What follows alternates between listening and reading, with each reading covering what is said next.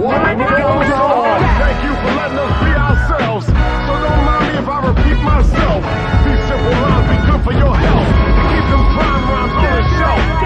Live love life like you just don't care. 5,000 leaders never scared. Raise the noise, it's the moment they feared. Get up, feel a beautiful idea. Get up, throw your hands in the air. Get up, it's sure no fear.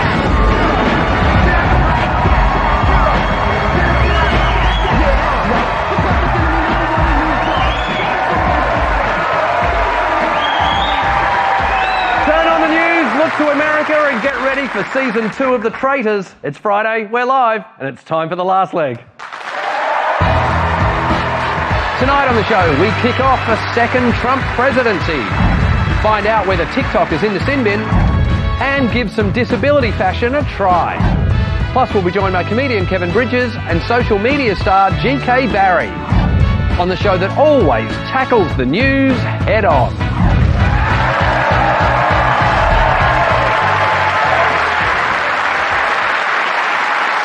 G'day, hello. Oh, hello. G'day, I'm Adam Hills. Welcome to the last leg of the show that's 100% faithful to satire. With me as always are the pride of Dartmoor, Josh Widdicombe, and the man who's still not sure how to spell YMCA, Alex Brooker.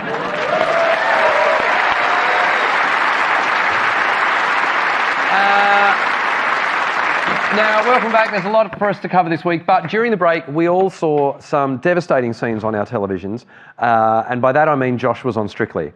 I, for one, spent Christmas Eve watching you dance on television on Strictly, mainly because my family got the times wrong. We thought we were watching Wallace and Gromit. Sort of halfway through your dance until we worked out we weren't watching Wallace and Gromit, although it did look like you were wearing the wrong pants. Here is the moment Josh was revealed. Olympian and gladiator Harry Akins Ariti and his partner Nancy Shue. And finally, comedian Josh Widdicombe and his partner Karen Howard. What? I mean, Colin Farrell has got nothing to worry about. What I love most about it is, like, we all watched it in my house on Christmas Day, and I went out the room and just heard this big, oh, bless them. And I genuinely thought one of my kids had done something, but it was Josh as a penguin. Yeah, I thought it was fancy dress. Everyone else turned up looking spectacular. Yeah. It was basically like when you get Red Nose Day wrong. It was quite a confusing experience, the whole thing, because genuinely, I did we met up to learn the first group dance, and I thought, on the first day, I was like, I'm the worst one here. Yeah. And this was a thought process, and it was a really bad moment in my life where I thought, I just presumed there'd be like a shit middle-aged bloke, like Adrian Chiles. And then I thought, oh, fuck. I am the shit middle-aged bloke. Je suis Jeremy Vine. And then to make it worse, you found out that somebody had already taken the mankini as a costume. Here is the end of Josh's dance.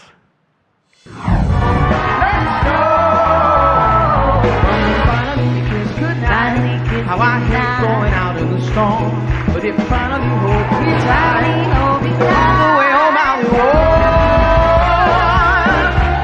and I gave a feel goodbye. Saw you laughing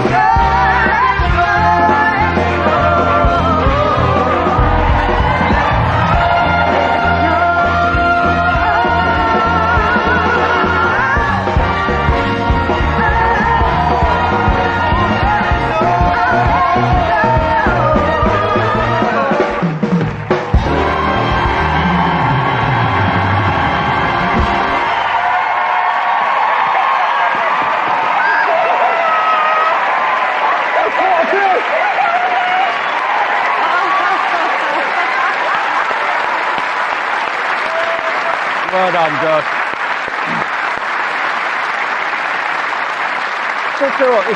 It's lovely, because every now and again I see something and I think, I haven't really missed out having 2 feet.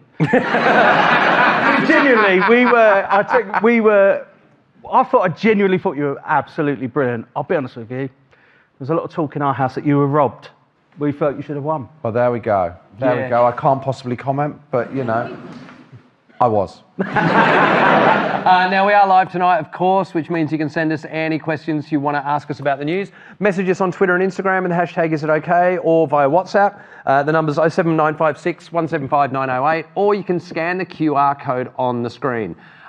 Here's one for you. Is it okay that an artist from Stoke-on-Trent became famous over the break for being shit? This is Jamie Lee Matthias. That is one of his paintings, and no, he doesn't have a disability. Do you know his big mistake with it is he's facing the wrong way with the easel, isn't he? It's much more difficult if you're facing away from it. Now, one of the reasons we know about Jamie is that we got this tweet saying, is it okay that my mate's going viral with his utterly shit art? And every other bloody news outlet and TV show have been in touch with him, and he's had to say no because he's holding out to meet Adam Hills. And you know what? I think it's a compliment that a guy who's shit at something wants to meet me. So, please welcome Jamie Lee Matthias.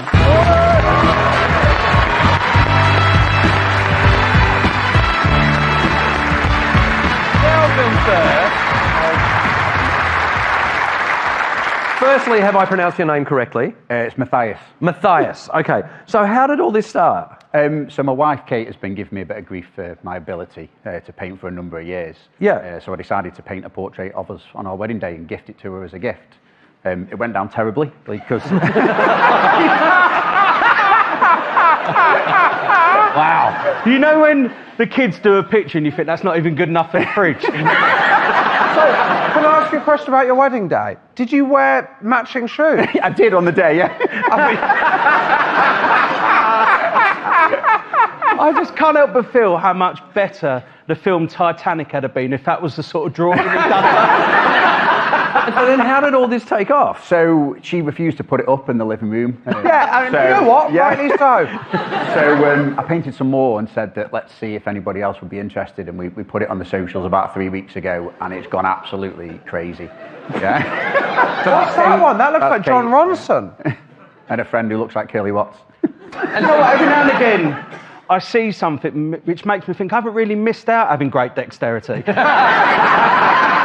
But you're now getting commissions, right? Yeah, so we're at 105 as of today. Yeah. I love it. 105. And how much are you selling them for? They start at £25 and then go up depending on number of people and yeah. The number of people in it.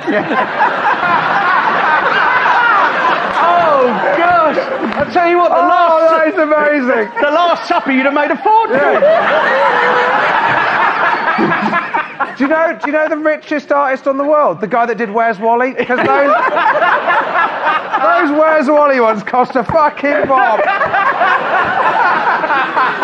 And it's all wrong putting it in the book. Sorry. 25 quid for the Mona Lisa. It's only one woman. I'll do you a landscape for free. Great Oh my prices. God. All right, so we're gonna set you a challenge tonight to paint a portrait of Josh and Alex and I by the end. Oh, that's what, £25 times 3, 75 quid. Yeah, easy money. All right, Who we've do you set up- think's going to be the most difficult to draw out of the three of us? I think you'll all be terrible, to be fair. I mean, looking at those, I'm worried you're actually going to give me big hands. We've set up an easel and a little studio for you on the Perfect. other side of our studio. So if you want to make your way over and start painting, Thank round you. of applause for Jamie.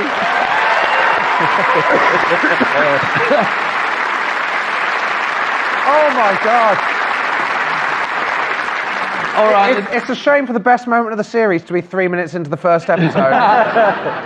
All right, let's get on to the big story now. And look, no surprises for guessing what you want us to talk about this week. Yes, it's the tangerine tyrant, the mandarin Mussolini, the apricot autocrat. It's Donald Trump. This week saw his second inauguration, and as is always the case, it was bizarre. So we're going to start with Melania's hat. So I thought it was a deliberate thing that they put on her so she couldn't see, so she couldn't get startled. You know, like when you put blinkers on a horse? So I think Donald's probably so worried about her bolting. She's sponsored by Oreos. That's a fully edible hat. It kind of reminded me of someone, and I couldn't put my finger on it, and then it hit me.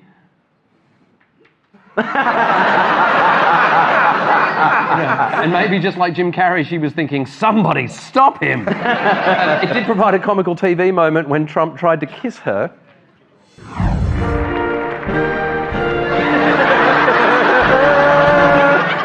It makes me worried that my wife has been wearing a sombrero ever since we came home from Mexico. Yeah, I'm imagining every intern in the White House is buying a hat exactly like that right now. By the way, fun fact, it's actually Donald and Melania's 20th wedding anniversary this week. Oh. And you know what you get, genuinely what you get someone for their 20th wedding anniversary?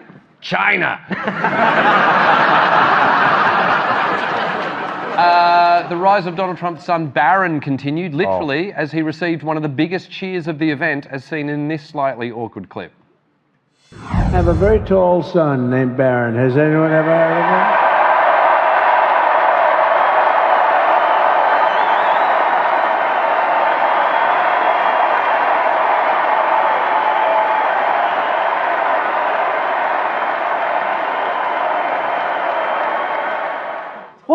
Why is he cupping his ear like he scored in front of the away end? I genuinely think he's so high up he actually can't hear people. I don't want to be harsh on him, but he does have an air of pure evil about him, doesn't he? Did you know the reason they did it inside is he can't be exposed to direct sunlight? He's giving real Joffrey from Game of Thrones vibes. I don't know, can we get that picture again? He looks like the kind of guy who's definitely aimed a crossbow at a prostitute. By the way, if you're upset about us making Barron jokes, when you're 18, you're fair game, as his dad used to say. Now, not everyone was thrilled with the ceremony, as this photo of Vice President J.D. Vance's kid shows. It's like me in our meetings. Ali said, is it okay to switch to blue sky after Elon Musk made a, quote, Roman salute? Now, that is because of this. Thank you.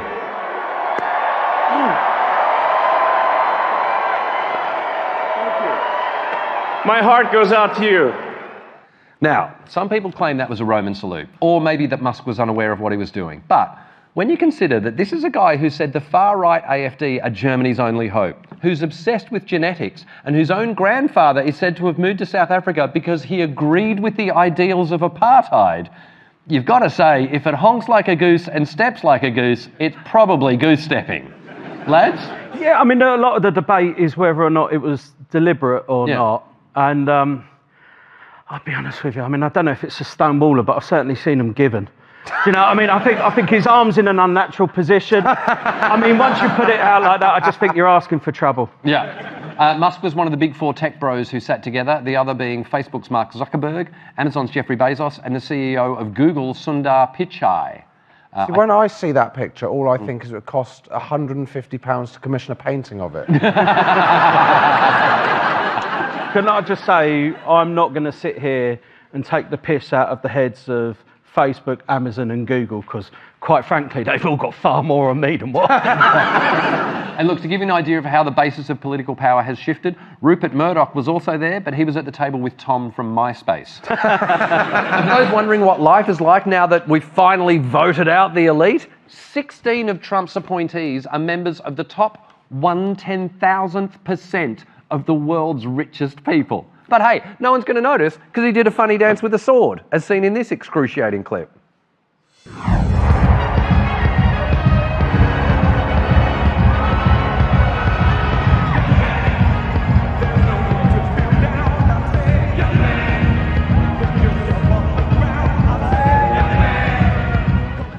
First of all, how's that soldier behind him kept a straight face? Also, do you not think maybe that's the way through the next 4 years? If we can just find him enough toys to play with to keep him distracted. It's mad to think that I lost to him in Strictly.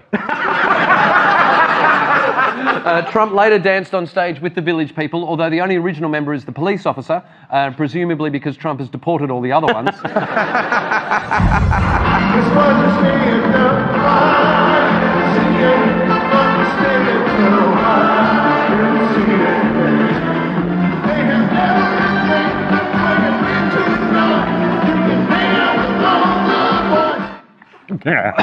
They were so awkward. I didn't even think it was the village people. I just assumed it was people who actually had them jobs. YMCA feels like such a weird song for Donald Trump to use as well, doesn't it? But apparently he likes it because it's so random. Because it seems like the kind of song he wouldn't use. Also, when you think about it, YMCA is the perfect song because the first line addresses his core demographic, young men. Do you not know the song? Trump started his presidency by signing a bunch of executive orders and was excited by this one in a very animated clip. What is this one? Withdrawing from the World Health Organization, sir. Ooh, that's a big one.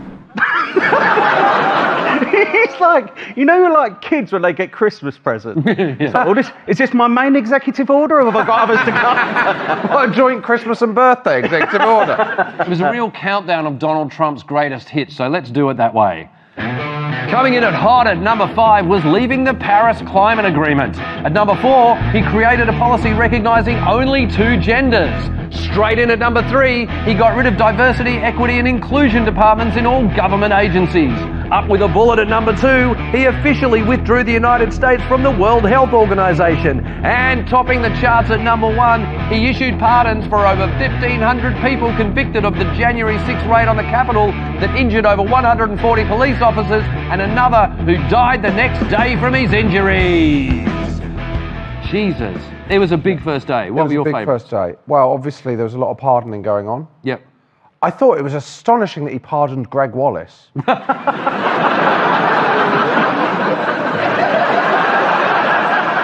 don't even think that falls under his jurisdiction, does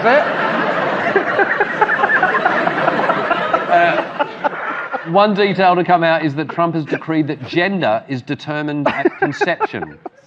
But here's what's interesting about that. Are you right? You okay? Do you want a moment? That's really tickled. I'm glad it tickled someone, because it didn't really fly in the room. You have fucking carried that on your shoulders, to be fair. Look, let's go back a little bit, okay? The decree was this, that gender is determined at conception. It stops trans people. This is his whole thing. Gender is determined at conception. But here's the interesting thing. Scientists have pointed out that at conception, everyone is female. Male genitals don't appear until a few weeks later. So this new decree means that everyone in America is now female. So may I be the first to say, congratulations, Madam President.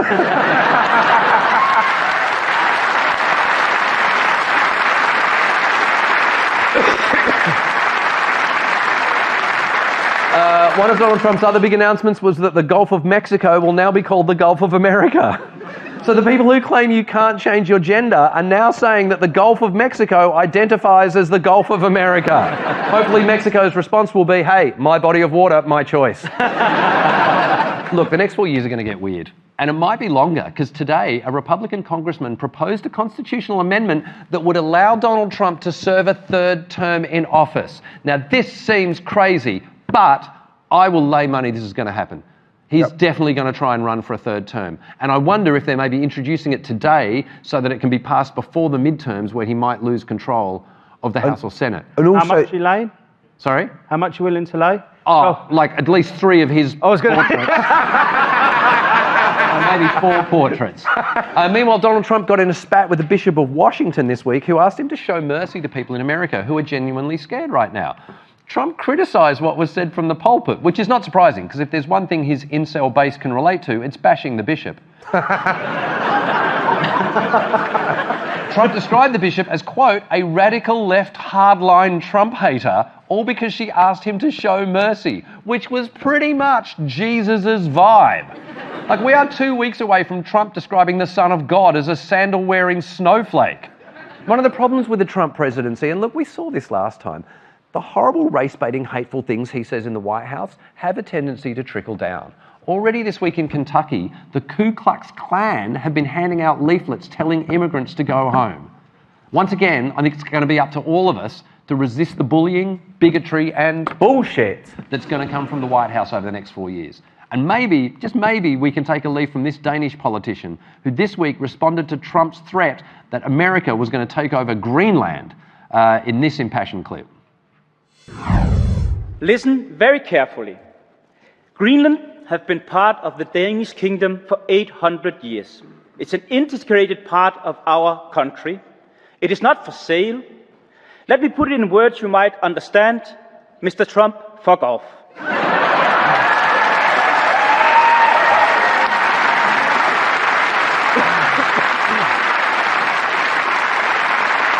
Do you know what? I think we need that on one of our buttons. Because we've got Brian Cox, who's on next week, saying, fuck off. But I think we need a Mr. Trump fuck off from that guy. Right. Now, while all this was going on, in a controversial move, Joe Biden preemptively pardoned his family members from any charges that might be brought against them in the future, which led Trump to then suggest that Biden should have pardoned himself. Meanwhile, Biden left the White House the way he entered it, confused, as seen in this cringeworthy clip. There he is leaving. Do I go for a fist bump? No. I'm just going to stroke him on the hand. Makes me feel better about some of the fist bumps I've had. But it made us think that perhaps Josh could run us through some of Joe Biden's most memorable moments. Yes, because obviously I do only in the last 7 days clips, so we'll do only in the last 4 years. Yep. But we've restyled it for Joe Biden. Yep. And they've made me record a jingle. Okay. Let's have a listen.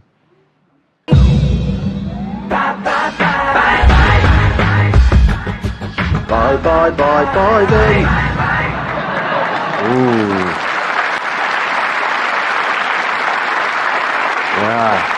Yeah. Just when I thought NSYNC couldn't get any better. Because of the amount of time we spent laughing at the cost of the paintings, we've only got time for one Biden clip. Oh, okay, yeah. We hadn't factored in how long that would take. Would you like to see humiliating footage of the time Biden forgot the name of someone he was singing happy birthday to and failed to cover it? Happy birthday to you. Happy birthday to you. Happy birthday to you. Happy birthday to you. Oh, we're going to miss him. We'll miss him. All right, let's welcome tonight's guest. She survived 2 weeks in the jungle. He survived a childhood in Clydebank. Please welcome social media star GK Barry and comedian Kevin Bridges.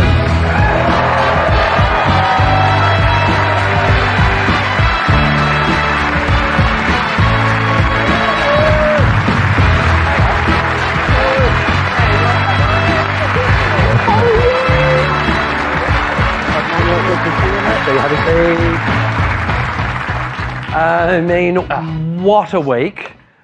What a week. What do you both make of Donald Trump's week? Grace? It's a lot. I feel like the YMCA was a lot for me. Was that too much for you? That took you over? I feel like it's for the gays and the gays only. And he really took that upon himself. And the hat with Melania, Yeah. it's kind of like she was grieving someone. I don't really know what's going on in her mind. Yeah. I think a lot. Yeah, there was a lot going on for me. Kevin? Is that a Nazi salute? Can we just see her? Oh, the Elon Musk? Straight to it, yeah. You'd need to get the compass just to see the angle. Yeah. Kind of looks like he's helping somebody reverse park. And then, I mean, I don't know if it's a Nazi salute. It's kind of maybe 15. Like, see, you're on a zebra crossing and you don't know if the car's You've going got to really get the angle right. But there's about 10 degrees between stopping traffic and invading Poland. So I'm undecided. What did you make of Barron Trump? He's so long.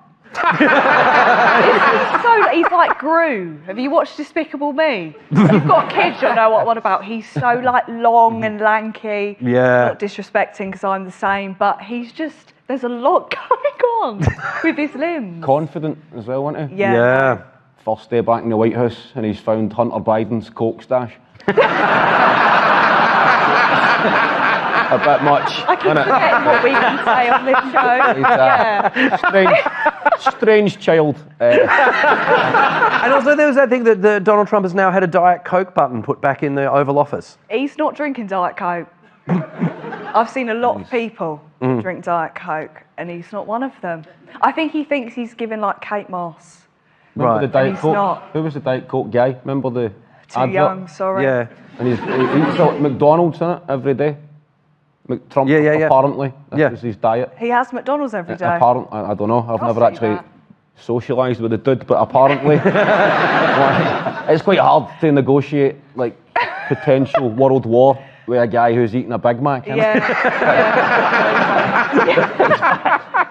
In his defence, like, I think he would never have won if he never handled that gunshot. That was impressive, wasn't it? Yeah. Like It's that. kind of hot. that done it for him, man. Yeah. Yeah. And Americans, well, fucking love that, don't they? Like, I think somebody popping a balloon would have done Joe Biden. Yeah. Whereas, right through the ear. And he just, Now, Adam said, is it okay that we need to fast-track cryogenic research so we can sleep until the 20th of January 2029? We've worked it out. There are 1,456 days until the next inauguration. So what we're going to do is we're going to count them down second by second. This is how many seconds we've got until the next inauguration. So we're going to count down to the countdown. Ready? 5, 4, 3, 2, 1. 125,804,998. 125,804,990. Okay, you know how this works. Join in at home if you like. We'll have more last week for you after the break as we ask if time's up for TikTok and we try on some disability-friendly fashion. We'll see you in a little bit. 125 minutes.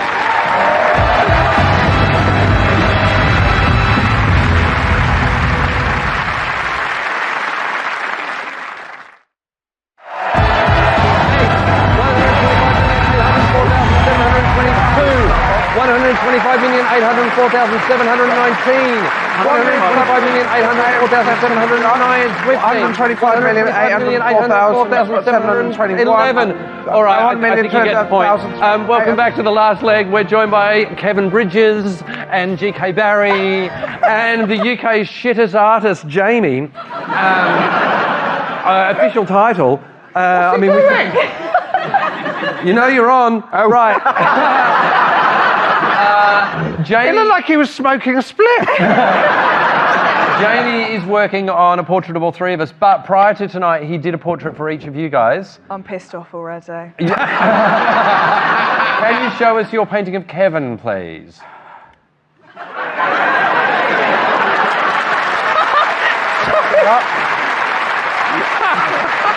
that's not bad.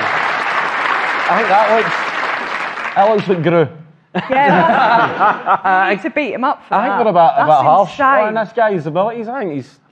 I would buy that in Barcelona if somebody's painted that on the Ramblas or that. I'm in. Can we see your portrait of Grace, please? There's something about his style of painting that actually I can see why people do like it. This is Grace. Is he? Have you given me a BBL? You know what's funny? You know when you have insecurities and you're like, no one else sees that? Yeah. He's seen that. Really good, yeah, thank you. Now, look, if you've been following social media, you'll know that TikTok's had an up and down week. It was originally banned by the US government, but then Donald Trump gave it a reprieve. Although, according to Fox News, it was a slightly different app that was affected. TikTok.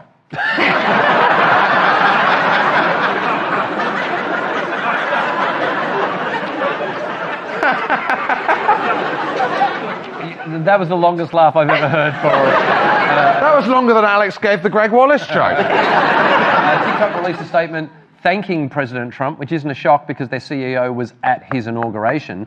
One UK cabinet minister said there are no plans for the UK to ban TikTok and that cats and dancing videos don't seem like a security threat. I don't know. I think I think it's of a certain age. Because I'm not on it. I feel like I'm a little bit too old for it. But when you see people after a certain age, I think doing the dances on TikTok, some of the geezers doing it, I just worry that they're on their phones because they're not allowed laptops. I think a lot of the middle-aged guys that go on it, it's a kind of mission to get their kids off it. Yeah. Well, that's what happened with Facebook. As soon as the mums and dads joined, the kids fled. We were all off it. So if you're worried about your kids spending too much time on TikTok, join. Well, who's going to watch their dad lip syncing to Billie Eilish or whatever? Maybe these guys are smarter than you. I mean, Grace, what do you make of the possibility that it might be banned? I mean, when America got banned, I was upset because one of my biggest audiences is the US, so I thought my bills aren't paid this month. So I was distraught. However, if it happened here, I'd be okay because I think I don't have to do anything, I can't be asked, and I'm happy with that. It's like a day off of work. But Yeah, like the animal videos. What would I do without seeing like a cat high-fiving? Yeah. But also, I don't know if China really are... If they want our stuff, they're going to get it. They're not just going to get it from me listening to 50 hours of Adele. And I don't know if they'll be asked about what I'm watching on TikTok. To put it into perspective, how many followers do you have on TikTok? 4 million. Come on. Wow. Great. That's a lot. Thank you. Yeah. That's a lot. And do you derive income from that? Yeah, too right. Yeah. So if TikTok's shut down, that's an income stream for you. Yeah, That's- you'll see me on the street begging. I'll be like, do you remember me? Yeah. TikTok. Well, no, it's going to be gone. No, TikTok. Oh. TikTok. Yeah, I'm going to have to just invent another Okay. one. But no, Yeah. yeah, my income would be shot. And look, it's an interesting time for social media at the moment because Mark Zuckerberg announced that Meta is going to stop using fact checkers and that Facebook and Instagram are going to start posting more political content. I worry about how these fact checkers, are they going to get new jobs now if they can't lie on their CVs? Yeah. So, Do they do that anyway? Because you see a lot of stuff on Facebook and you're like, that is gospel, and then you Google it and it's absolute bollocks. Yeah, but unfortunately, 95% of people on Facebook don't Google it. So true, They don't check up on it. True. And look, Kevin... I've always just assumed that everything on Facebook was bollocks. I assumed it was true. Well, Kevin, you needed fact checkers for some of your posts recently, right? Actually, I believed them. I became a bit disillusioned by humanity. Have you got the picture that I posted? Okay. Some guy on like X or whatever it's called was putting pictures up like me, like artificial. That's AI. I thought as if I really had to. I thought people would just presume that is obviously an AI picture. No. I Mickey. saw that picture and I went, Right. he's looking all right. Aye. Well, I put it on Instagram, and then I put like one of these kind of like a piss take all these kind of self-help idiots. Like my daily routine, like 4-hour gym session, 4-hour ice bath, eating a strict diet of like tangerines and venison. I wrote. I think surely people are going to know this as a wind-up, and then the comments were like, "You spend 4 hours in an ice bath. I've got 2 businesses and 2 kids. Where do you find the time?" As if that's it.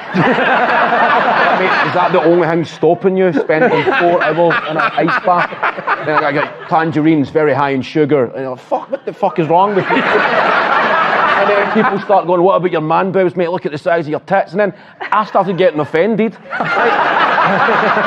And I was saying to my wife, everybody's slagging my nipples, and she's going, they're not your nipples, remember, it's an AI picture. So even I kind of gaslighted myself, so I eventually just deleted it, and then the guy was putting other pictures of like me and Justin Bieber wearing Hibs, like Hibernian Football Club strips on a bender in Edinburgh, and then people were replying, well, I thought you were a Celtic fan, mate, and you're like, this is quite scary. How good AI has got and how gullible. I think it's just a perfect mix. They're kind of meeting each other. Yeah, totally. People's gullibility and AI's capability are kind of fusing, and it's quite terrifying. I'm going to be honest, I'm with you, Grace, though. When I saw that picture come up on my Promise you, Insta feed, I was like, he's been on a journey. I'm so happy for him. Yeah. Before you deleted it, you put it on Instagram, just to know you got a couple of hours to enjoy the comments on this. I was spending way too much. My screen time was through the roof. And then... All right, let's move on to some disability news now. Primark is releasing a line of women's and menswear designed for people with disabilities. This is kind of huge, and we've got some pieces here to try on tonight. So, Alex, you start. What have you got? My mum always told me I had special genes. But anyway, so what I've got, a gilet, which is obviously great for me because it doesn't have sleeves on it. Yeah. But it's got a magnetic zip. It just kind of pings on at the bottom. Oh, that's clever. I'm not demonstrating it very well. But yeah, it just had a magnetic zip. Oh, I love this. I think this is decent. Can I show? I'd wear this. You can zip me up. What happens? It is also. What's going on here? Come on. Tell you what, that's a strong magnet. Underneath. Goes underneath. Hillsy's metal tooth is going to come into a... What's going on? Okay, yeah. Yeah, I think I'd wear this to the football, but I think it's missing something. There we are. So I just stick this on. There you go. Getting the badge in. There it is. I'd wear this. I'll be fucking. Rocking this next season, Great Ormond Street away. Josh, you're wearing yours, right? I'm wearing mine, so this is for tube access if you've got tubes, but it's just quite... When you said tube access, I thought, it's my favourite character in Star Wars. So medical... You mean like if you've got medical tubes that are... Do you know what? There's something for everyone in this show. You can enjoy whatever tube responds to that you want. It's very raunchy, this. So yours has got... this is the magnetic zip Magnetic zip. Yours has got access for like tubes if you've got anything you need. So they've also made, and then I love this, a trench coat for people in a wheelchair. Because if you've got a full-length trench coat, it's just going to hang down, it's going to get caught in the wheel. So I'm going to demonstrate this. I'll move out here. Basically, you want to still wear the trench coat, but you want to be in the wheelchair at the same time. So you just whack that on. There you go. Suddenly you've got a trench coat, fashionable, in the wheelchair. But here, they've also got access in case you need medical tubes. So you can unzip each arm all the way up like that. Which again, but I mean... I tell you what, I didn't expect this bit to be as erotic as what it is. I'm gonna say... Not like traditionally a flashes jacket. It's supposed to be full length. It's going to be quite difficult for two people to get into the cinema under that. Because I'd wear this out and about. You look like you're about to open up and go, anybody want to buy any feet? I've got all sorts of sizes here. We'll have more last week for you after the break as we sample some horny honey and we'll unveil a mystery guest from the news of the week. We'll see you in a little bit.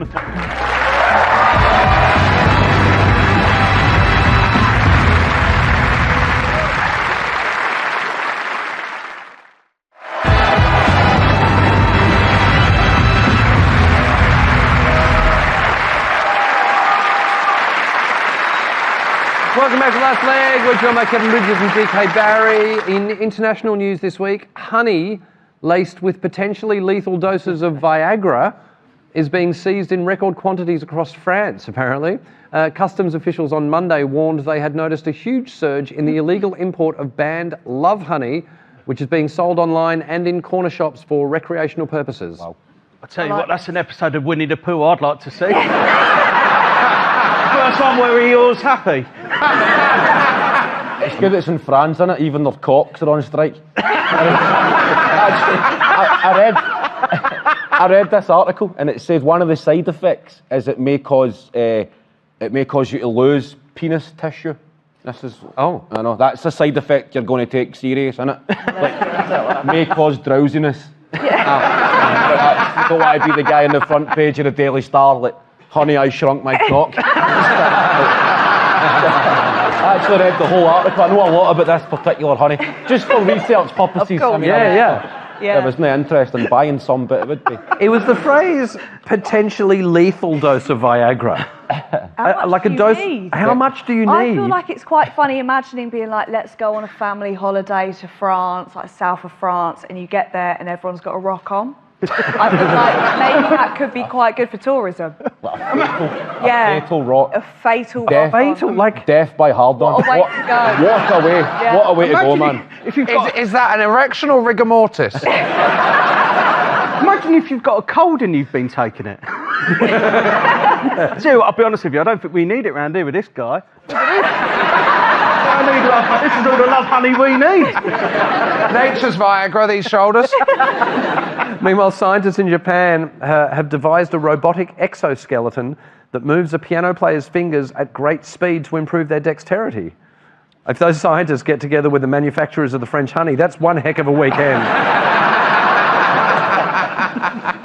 And look, before we go to the break, we thought we'd do something a little different tonight. We're going to bring out a mystery guest from this week's news. So Kevin and Grace have to try and work out who this person is. Can we please have our mystery guest?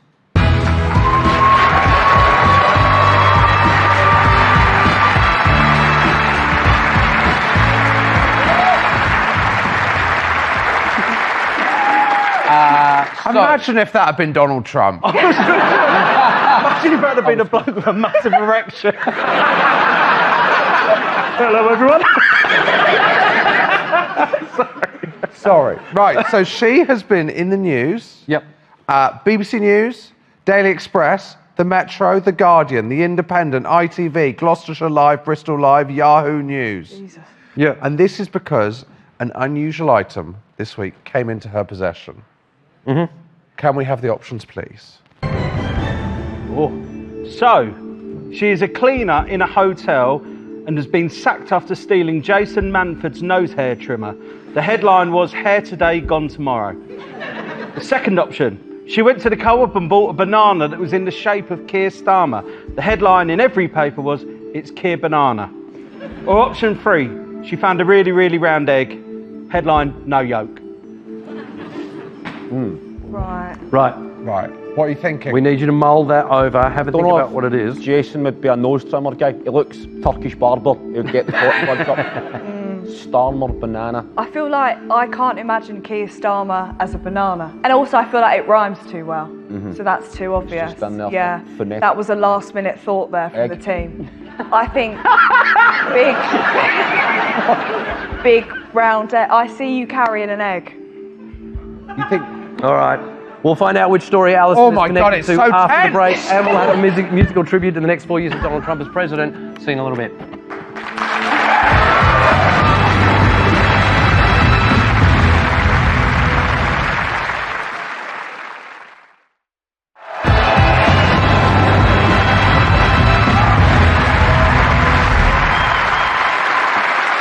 Welcome back to Last Leg. We're joined by Kevin Bridges and GK Barry. Shout out to Alfie Hewitt, wheelchair tennis player who's in the final of the Australian Open tomorrow in the wheelchair singles after he and Gordon Reid won the wheelchair doubles today, as did Andy Lapthorne and his partner Sam Schroeder. So check it out. I think it's going to be probably tomorrow afternoon by the time he plays.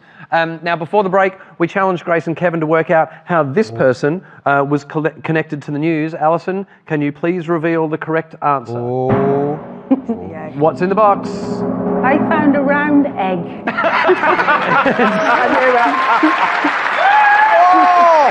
Who's proper round? That is a round egg. So Alison works at a farm in Devon where this week she discovered a 1 in a billion spherical egg. How was the chicken afterwards? Slow news. Like, is that painful for a chicken? Is that weird for them? I have no idea. Fair. No. You don't know which I chicken it was? don't know which chicken it was. No. I heard she'd been asking for an epidural for hours. Alison, thank you so much for being here and congratulations. Thank you.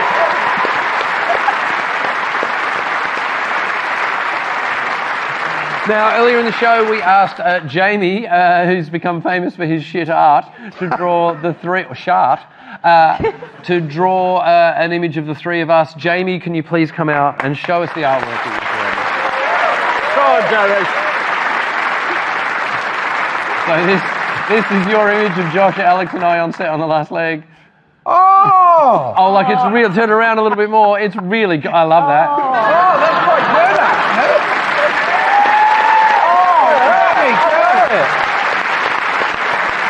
I mean, apart from having got no hands, obviously. Yeah, it's all right. It's just look, giving Hilsey no hands. I'll tell you what, I wish my right arm was that strong. Look at it. Look at the fist on it. Don't worry, I've got you some honey. Jamie, thank you so much for being here. We love your art. Cheers, mate. Thank you. That is beautiful. It's really good. All right, we're about to end the show with a musical tribute to Donald Trump, but before we do, would you please thank our guests, GK Barry and Kevin Bridges, and my co-host Josh Whitcomb and Alex Brooker. We'll be back next week with actor Brian Cox and comedian Michelle Wolf, but right now we want to end the show with a musical tribute to the next 4 years of Donald Trump, and we're going to do it in a way he'd probably like. Hit it!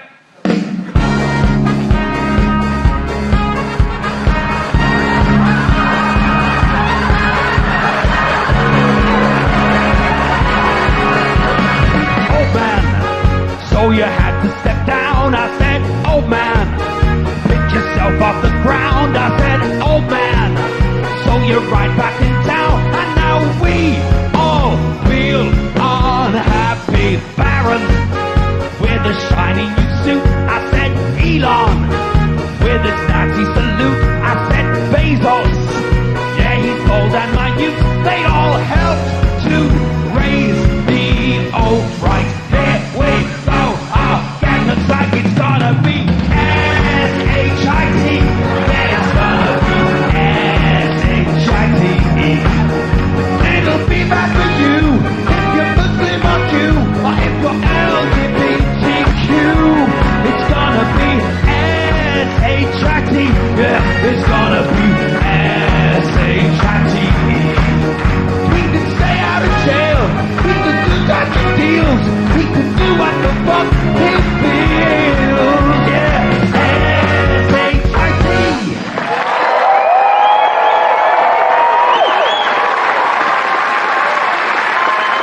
watching The Last Leg. My name's Adam Hills.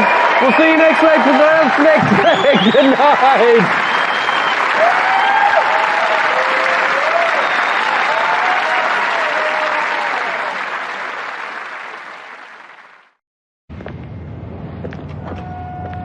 Life goes on. Thank you for letting us be ourselves. So don't mind me if I repeat myself. These simple lines be good for your health. Keep them prime rhymes on the shelf.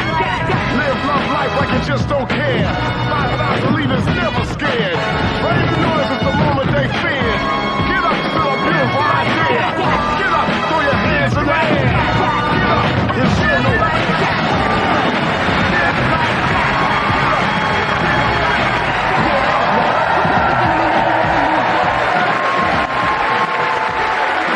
Your shoes, unstrap your foot and keep an arm ready for the remote. It's Friday, we're live, and it's time for The Last Leg.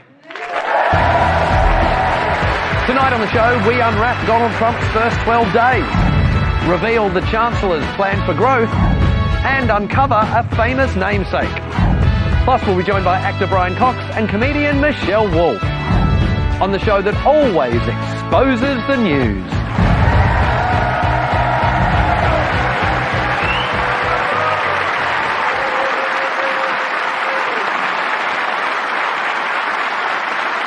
G'day, I'm Adam Hills. Welcome to The Last Leg, the show that heard Natalie Cassidy was leaving EastEnders and thought...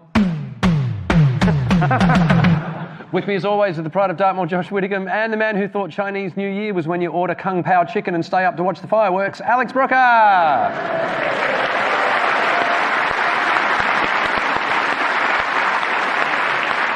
Now, before we start the show tonight, we want to give a massive shout out to wheelchair tennis player Alfie Hewitt for winning the Australian Open last weekend.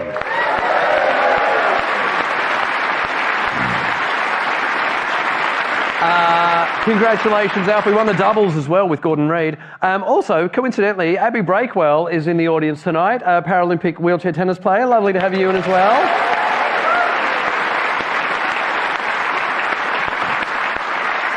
And listen, you know, not for nothing, over the break I played in the Oceania Championships in Australia, parastanding tennis, and won my category. Oh! Hey, still got it, haven't you? Still got it. Came runner-up in the doubles, but mainly because we spent most of the match trying to write a online dating profile for my doubles partner.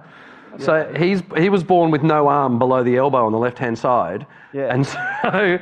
the one we came up with for his bio on online dating was, if you like it, there's nowhere to put a ring on it. But tell you what, be a fun wedding though, wouldn't it? If he ever gets there, chuck the bouquet and the person who catches it is the next one to lose a limb.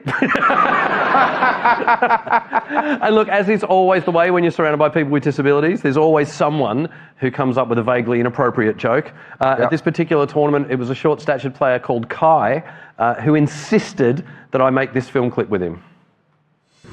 Hey man, you want a shot? Yeah, sure. Yeah, a shot. Perfect, thank you. I love the fact that we've been doing this show so long and it's the first time you've insisted that something wasn't your idea. Just a little joke there. Look, we are live, which means you can send us any questions you want to ask us about the news. Message us on Twitter and Instagram. Use the hashtag #IsItOK. You can use WhatsApp. The number's 07956 175 908. Or you can scan the QR code on your screen. Firstly, before we do anything else, I need to apologise. I got something wrong last week. So, last week I said everyone is female at conception because genitals don't form until a few weeks later. Now, it turns out that's not quite right. According to proper science, sex is indeed set at conception, even though the genitals haven't formed yet. So you can be male, but just without the genitals. So I'd like to thank everyone who calmly and rationally pointed this out on Twitter. And is that why this week, every time you go to a clip, you're making it clear that you're nothing to do with it? I love the fact that you're now the only person getting fact check on Twitter. So wait a minute, so let me get it. So the sex is determined at conception? Yes, it is. But at what point do you find out if your sex is on fire? That's the 28-week scan, I believe. That's when you piss the next day. One Democratic senator in Mississippi recently took umbrage at the amount of laws aimed at women's bodies and not men's, and kind of half jokingly but half seriously introduced a bill saying that conception starts at erection. This is an actual bill that's going to be voted on now. It would make it illegal for a man to masturbate because that would be murder. Actually, that would be mass murder. I don't know if it would be our age mass murder. I'll tell you what, CSI Kleenex is going to be one hell of a show. Man, the amount of deaths I caused in my sleep when I was a teenage boy. All right, let's get into the big story now. And once again, it revolves around the Tangerine Tyrant. Last week, we unveiled the countdown clock for the next presidential inauguration. And as you can see, we still have 125,200,792, 90 seconds to go. And I mean, it's not one of So Solid Crew's greatest songs. And I'll tell you what, if this week's anything to go by, those seconds are going to drag. Charlotte said, "Is it okay Trump is blaming disabled people for the plane crash tragedy in Washington?" Now, after an American Airlines jet collided with an Army Black Hawk helicopter, tragically killing 67 people, and we're not going to make jokes about that, the US president gave his condolences, as he should. He's the president. He then placed the blame on air traffic controllers and made this outrageous claim. The FAA is actively recruiting workers who suffer severe intellectual disabilities, psychiatric problems, and other mental and physical conditions under a diversity and inclusion hiring initiative spelled out on the agency's website. Can you imagine? All right, so let's say straight off the bat, there is absolutely no evidence that diversity and inclusion had anything to do with the crash. But that didn't stop Trump from reading a list of disabilities that are able to become air traffic controllers, including those with, quote, missing extremities. And he did it with such contempt. And I don't know about you, I found it really, really hard to watch, because for the first time I watched Donald Trump and went, oh, I think I'm being targeted here. Do you know what I mean? We've heard him demonise trans people, we've heard him demonise black people, immigrants. This is the first time he's demonised, like, Alex and me. It felt like he was blaming us for the crash. And here's the weird thing, I couldn't work out why I was taking this so personally. And then we got a tweet earlier on tonight from Tanya, and this summed it up. She said, "Is it okay that the American president basically labelled every disabled person incompetent and intellectually inferior?" That's basically what he was saying, and I think that's why it hurt so much. Yeah. And I would normally love to put those things at your door, Hilton, but not this time. I just think, he's just, it's like he's playing blame bingo. Yeah. He's blamed Obama, he blamed Biden, he's blaming everyone. Next week, the silly bastard will probably blame it on the boogie. One report today said that the US government has removed the words diversity, inclusion, and equity from all of its web pages, which means they were accidentally wiped out from its financial and tax advice pages as well. It also means they don't know who won Britain's Got Talent in 2009. That is my kind of humour. Look, the demonising of disabled people continued on Newsnight last night here on the BBC with this appalling exchange. If we're going to virtue signal here, let's be real, okay? Raise your hand if you want to be the person with a flight that's led in by a blind dwarf with severe psychological and intellectual disabilities. I don't think anybody there is raising their hand, so they can try to virtue signal all day long about how the Biden administration policy was a good one. For the love of God, will somebody please check that man's hard drive? Look, firstly, there isn't going to be a blind dwarf bringing your plane into land because you need eyesight for the job, okay? Becoming an air traffic controller is one of the most rigorous training processes in the world. And only the best of the best make it through. They don't let anyone have a crack. No, they don't. This is the absurd thing. I mean, what sort of stupid, ridiculous company would put somebody in a job when they don't have any of the experience or any of the skills just because they're disabled? Channel 4 for life. Secondly, though, do you know what? Oh, I'd love you to get that tattoo, but... and then get a show on BBC One. I'm going to say this, though. If a blind dwarf managed to pass the test, fuck yeah, I want them landing my plane. They must be the best air traffic controller in history. And you know what? As someone with a disability, I don't know what you want from us anymore. Because one minute you're saying you don't want us on benefits, and now you're saying we shouldn't have jobs. And look, Trump supporters still love him though. Kyle said, is it okay that some Republicans have started a petition to add Donald Trump to Mount Rushmore? Hasn't the world suffered enough? I think we should put him on Mount Rushmore. I'm going to say it right now. Trump on Mount Rushmore, but only if we use this image. Do you know what I mean? I would love to see this. You know what though? How is he the worst person on Mount Rushmore when two of them literally owned slaves? I didn't know that. I am. We're not laughing, but we're learning. Yeah, that didn't appear in Hamilton. Is this going to be an apology next week? I'd like to apologise, 3 of them own slaves. Look, it's only been 12 days of Trump's government, but my goodness, he continues to throw everything at us all at once. Even now, he's announcing tariffs tonight on China, Mexico and Canada that are going to come into play over the weekend. Some of what he's doing is scary, like sacking 18 independent inspectors general whose jobs it was to hold the government to account over fraud and corruption. They're just gone now. Some of it is outright bonkers, like threatening to take control of Greenland. Trump is reported to have had a horrendous call with the Prime Minister of Denmark because they currently own Greenland. Denmark are now spending $2 billion on increasing their Arctic defence spending in case America gets physical. Is that loads of snowballs? Is that what they are? See, I imagined it was that they were just spending $2 billion on them hats with the horns.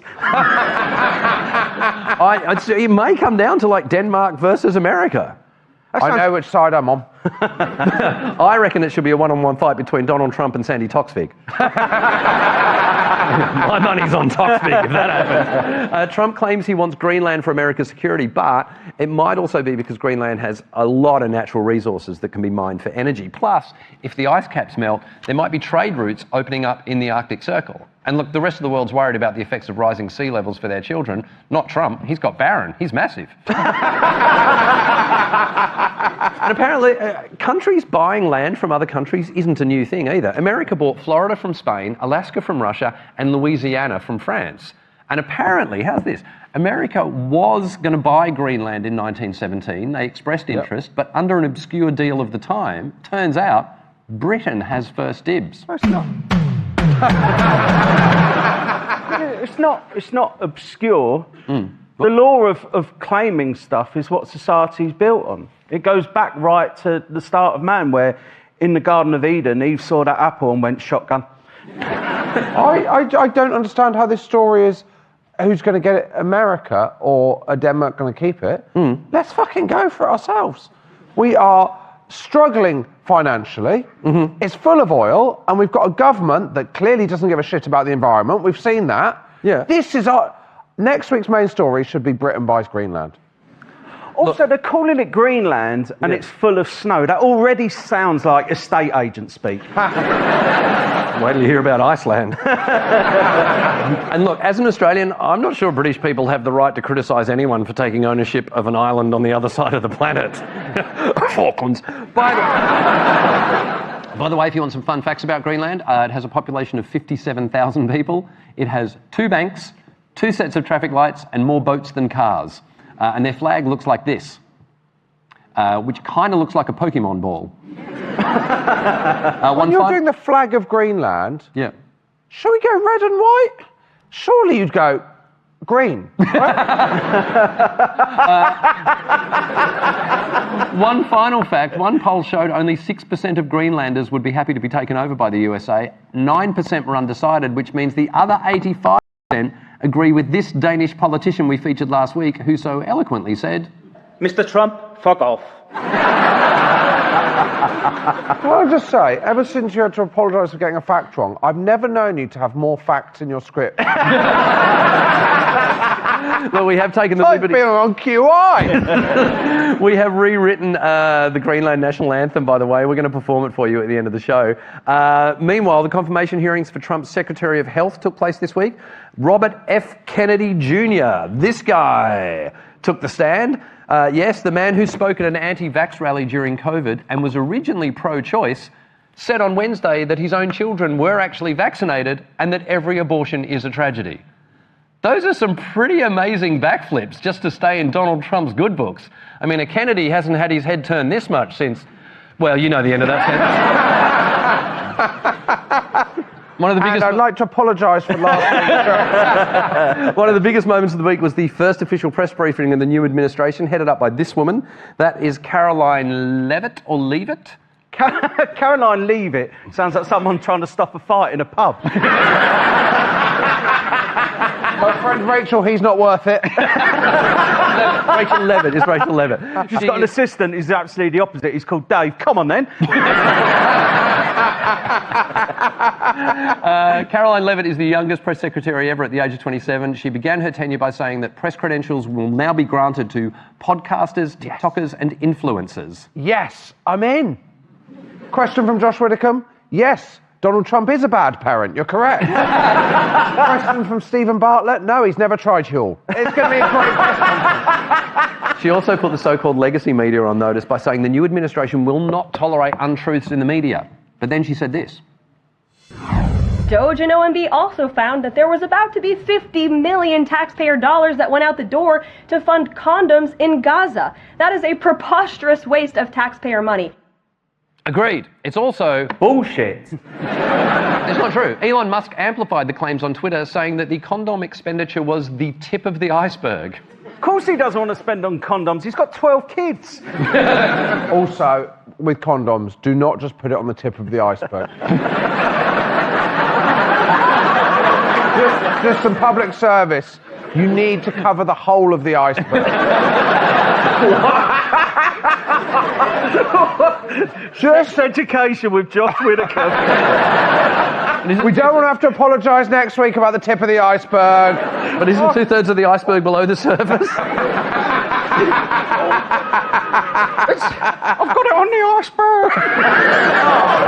Oh, no, that's a shame.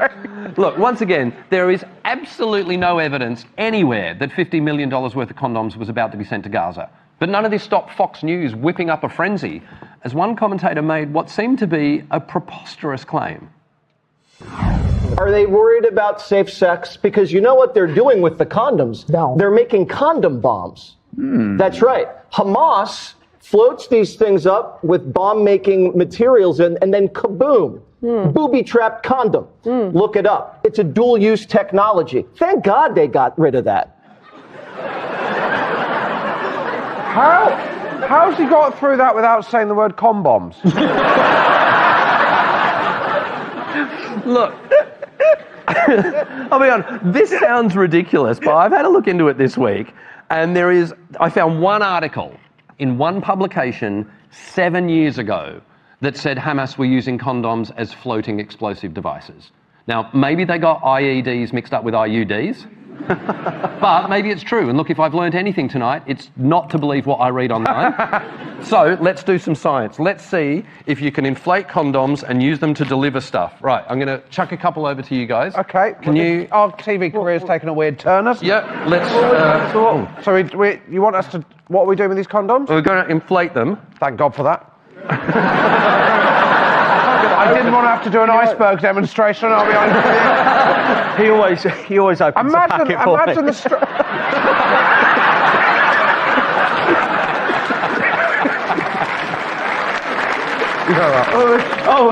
Here's one you opened earlier. What are we doing? I tell you what, it's fucking stressful if you've got a bomb ticking and you can't open the condom. I can't open it. What am I doing with this? I look like I'm in the waiting room for Bonnie Blue. What's going on? All right, do you know what? I had a feeling this might happen, so I have... Oh, God. Have you never used a condom? You really do take control, don't you?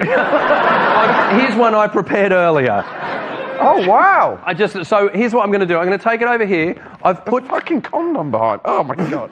I've got a ticket to Blue and a ticket to Blur. Oh! And I'm going to see if I can deliver this to you across the studio, just to see if it is possible to do this. So this is to test whether it's possible to transport condoms? Yep, this is science. I'm ready? The biggest test is if I can catch.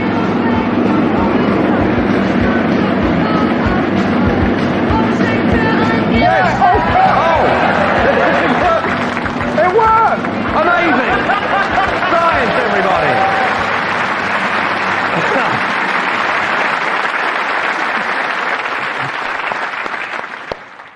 think these are fake. All right, let's welcome tonight's go, guest. He's an actor the Emmys called outstanding. She's a comedian Donald Trump called filthy. Please welcome Brian Cox and Michelle Wolf.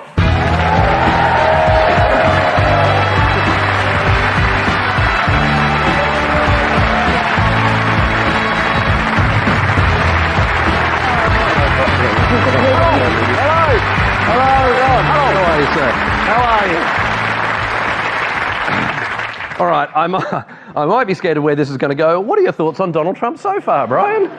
He's a cunt.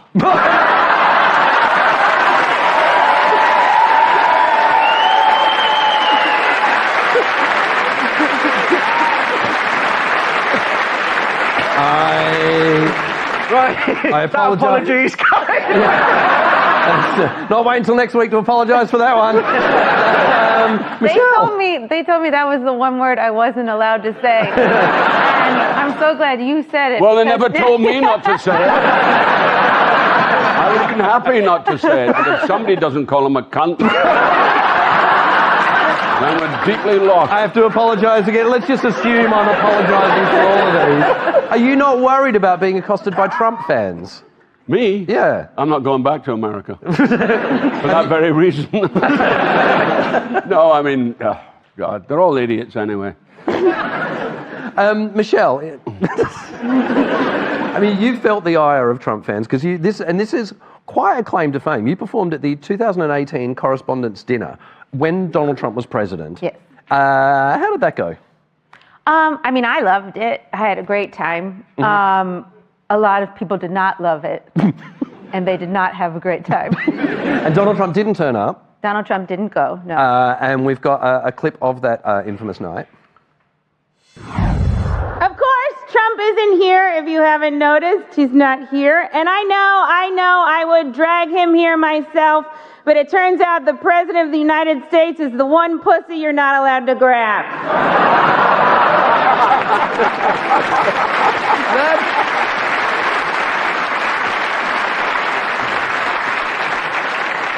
What was going through your mind as you did that routine in front of all those people? You know, right before I went on stage, my friend sent me a message and he was like, remember, if the audience is quiet, you're doing great. And so as soon as the audience started to quiet down, I was like, I'm killing it. So look, one worrying story to come out this week from the UK, it was unearthed by Channel 4, who found that most young people are in favour of turning the UK into a dictatorship. Does that make sense? No. Why do you think young people want a dictatorship? Because they're stupid. And they have no fucking idea. So that's probably why. I honestly wonder if they think it means like penis potato. Like I'd like a penis potato to be in charge. Right. Because if there's anything I know about that generation, it's that they don't want to be told to do anything. Yeah. Right. I have friends who have kids that are that generation and they literally won't go to school. Right. And I think the dictator might have a problem with that. It's part of a disturbing trend in Britain. Another study once found that a majority of the British public think the UK should bring back the death penalty, with the strongest support being among millennials. Mad that, isn't it? Could we go halfway? I'm saying good part. No, go for it. No, I think they should test it on them first. Yeah. No. Bring back. I mean, with our record on penalties, I wouldn't back it. I will say, when you guys had the death penalty, it was very entertaining. I mean, I wasn't alive, but you were chopping off people's heads left and right. No, we never used the guillotine. We just hang them. We were great, weren't we? In 2011, YouGov polled people on how police should respond to the London riots. 90% said yes to using water cannon. I think the problem with that is water cannon sounds fun. Yeah, that's it. We've always loved the water fight. Yeah. Super Soaker 2000. Best toy I've ever had. Yeah, exactly. When I hear the words water cannon, I think, put a tarpaulin down, you've got to slip and slide. That's what I think. 77% supported bringing in the army, 33% supported using live ammunition. And look, since we know that younger people want a dictator, we thought we'd ask some of Britain's biggest TikTokers who they would like to see in charge. Here's what they said. Right, my dream dictator. Let's go. Kim Jong-un versus Alex Brooker. Tough one to start with. I'm going to go with Alex Brooker. It's a no-brainer. It's Alex Brooker. Alex Brooker or Stormzy. It's got to be Stormzy. Stormzy will get me tickets to his gigs. Not sure Alex has the connect, so let's go Stormzy. Stormzy or Lorraine Kelly. I'm going to go Stormzy. Oh, don't. It's got to be Stormzy, though. Stormzy versus Piers Morgan. Okay, Stormzy. Stormzy or Kemi Badenoch. Stormzy. Stormzy or Linda from The Traitors. It's got to be Linda. Who the hell is not going to come back? The country needs her acting skills. Well, Linda or Elphaba from Wicked. Elphaba. This country needs some superpowers. It's got to be Elphaba. Elphaba from Wicked because I am in Queer Media. Elphaba or Roy Keane. Who's that? Elphaba. Elphaba versus Brian Cox. Is it Brian Cox the scientist or Brian Cox from Succession? I'm looking forward to seeing his play, so Brian Cox. Brian Cox. I don't know what it is about a Scottish accent, but I'm immediately listening. Nice to know. Well, that certainly cheers an old man up. We'll have more Last League for you after the break. We'll check out the Chancellor's new growth and we'll follow an unusual police chase. See you in a little bit.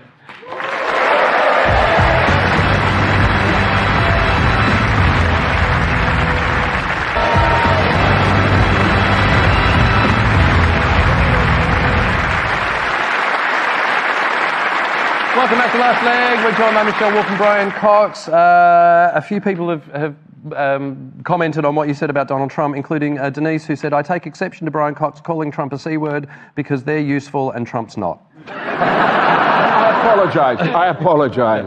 Of course it's useful. Now, the Oscar nominations came out last week. Two of your on-screen sons were nominated, Jeremy Strong and Kieran Culkin. Yeah. Which one would you rather see win?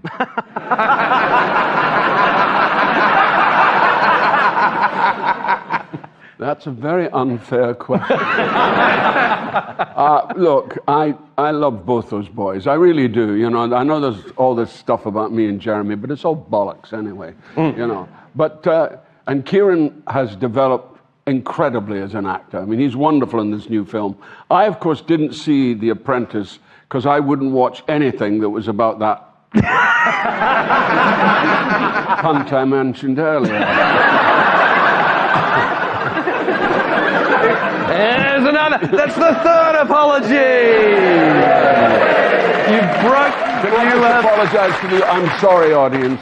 Forgive me. I don't think you should be using that word about Jeremy Strong, Brian. No. You know what? Just a second. That's not fair. No. Jeremy is a fantastic actor. He's a great guy to work with. I loved working with Jeremy. He has certain things which I disagree with, but I like Jeremy a lot. I think he's really talented. And I think apparently he's very good. And I can imagine him playing Roy Cohn. He'd be very, very good as Roy Cohn.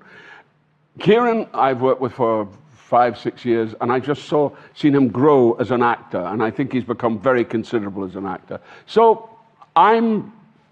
You know, but... Can I also say, by the way, 3 apologies for the C word. You've now broken the Margolese record. Very proud of that. So, Miriam, you've got a lot to follow. Now, in disability news this week, police officers twice failed to catch a shoplifter in a wheelchair as she evaded them during a blue light car chase. This is the accidentally hilarious footage. What the fuck? What the fuck is going on? There we go. This is so good. Go on! It's this next move that's the best one. It's this next move. Not this one. Yeah. Wait for this one. This is like... Watch this. It's like... Whoa! Straight around! What did they ended up throwing out the stingers like police camera? I think that's called Steels on Wheels. The thin blue badge. Grand Theft autoimmune disease. We think she might still be out there, by the way. I heard that she was released without charge, which is an absolute nightmare when you've got an electric wheelchair. You know what? That is a lot of fun. Right, let's talk domestic news now. This week, the Chancellor unveiled her plan to stimulate growth, and she was so keen to help the economy, she used the word growth 53 times. She pledged to open a third runway at Heathrow, and if you listen carefully, you can hear Greta Thunberg crying. You can also hear Keir Starmer doing a backflip because he voted against a third runway in 2018. On the upside, Boris Johnson did say he would lie down in front of the bulldozers, so let's see how that plays out. Thoughts on this? I'm just surprised. I just always presumed Heathrow had loads of runways. Right, no. It's a massive airport. I presumed it's only got 2 runways. It's only got 2 runways, yeah. It's got more WH Smiths than it's got runways. Just a newsagent with good transport links. That's all it is. I don't know all this stuff about growth. Like, when you come home at night, are you like, oh, there is so much growth today? my family's full on growth.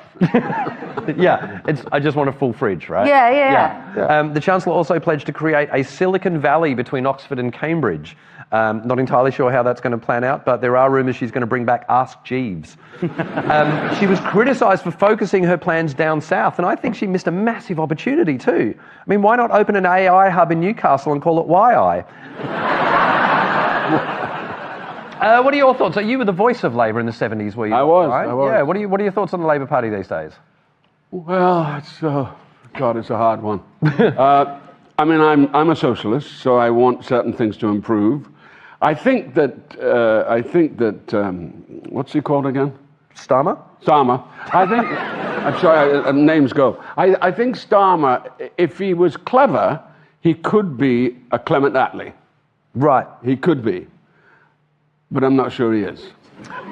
Michelle, I'm not sure how much you know British politics. I'd explain Clement Attlee to you, but I don't know who that is.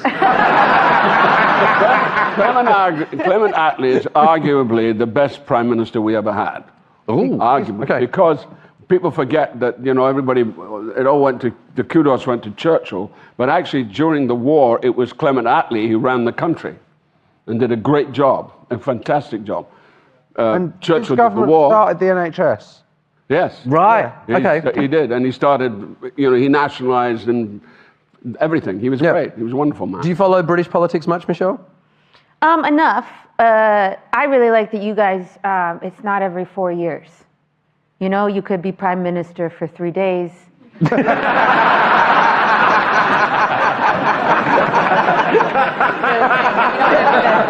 You don't have to buckle up and be like...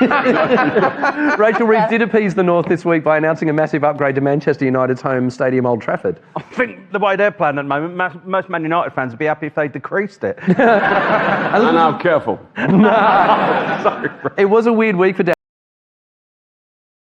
Changed the name of a new attack submarine from HMS Agincourt to HMS Achilles. Critics said the ministers were trying not to upset the French. Is Achilles a good name for a submarine? I think so. Really? I mean, maybe not part of it. Yeah, surely it's really solid, except for this one part. We forgot to seal that bit. There seems to be water coming in the back. I don't know what's going on. And now, look, Brian, the last time you were on the show, you were very unfiltered, and tonight you've gone beyond that. I'm so sorry. My wife's watching this. She's going to hate me when I get home. She's really going to give me a tough time, I tell you. Oh, she might love it. But so what we thought we'd do tonight, we're going to ask for your short, sharp opinions on some newsworthy people. Oh, God. Get ready to apologise, Hilsey. We didn't know the other bit was going to happen when we came up with this segment. We're calling this segment... Brian's Cox. Brian's Cox. Brian's Cox.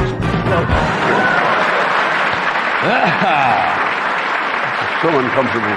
All right, so Josh and Alex are going to show you pictures of world-famous faces of an instant reaction, short and sharp. Here we go. Ready? Go. Rupert Murdoch. Lost Australian. Elon Musk. A used, hang on. Oh, God, I had it. A sample bottle for urine. Nigel Farage.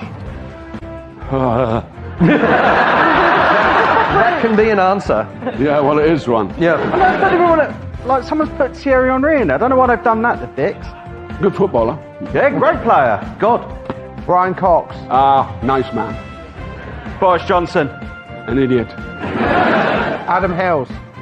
I don't know him.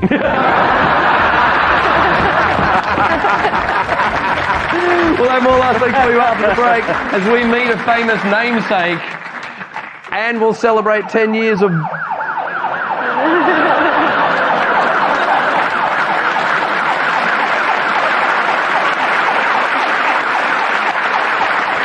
And we'll celebrate 10 years of bullshit. We'll see you in a little bit.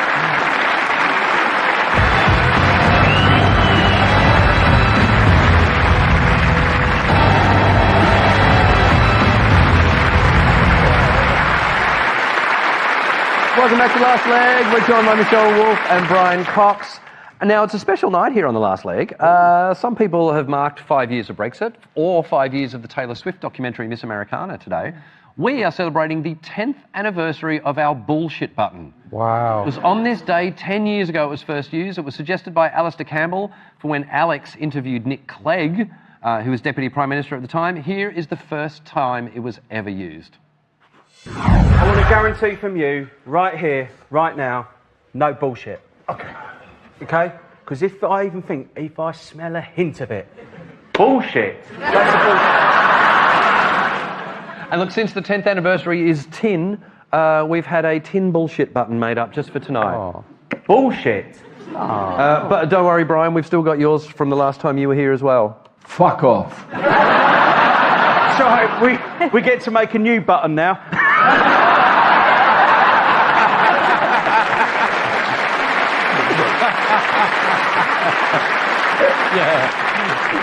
Yeah, but instead of hitting it, I just have to massage it.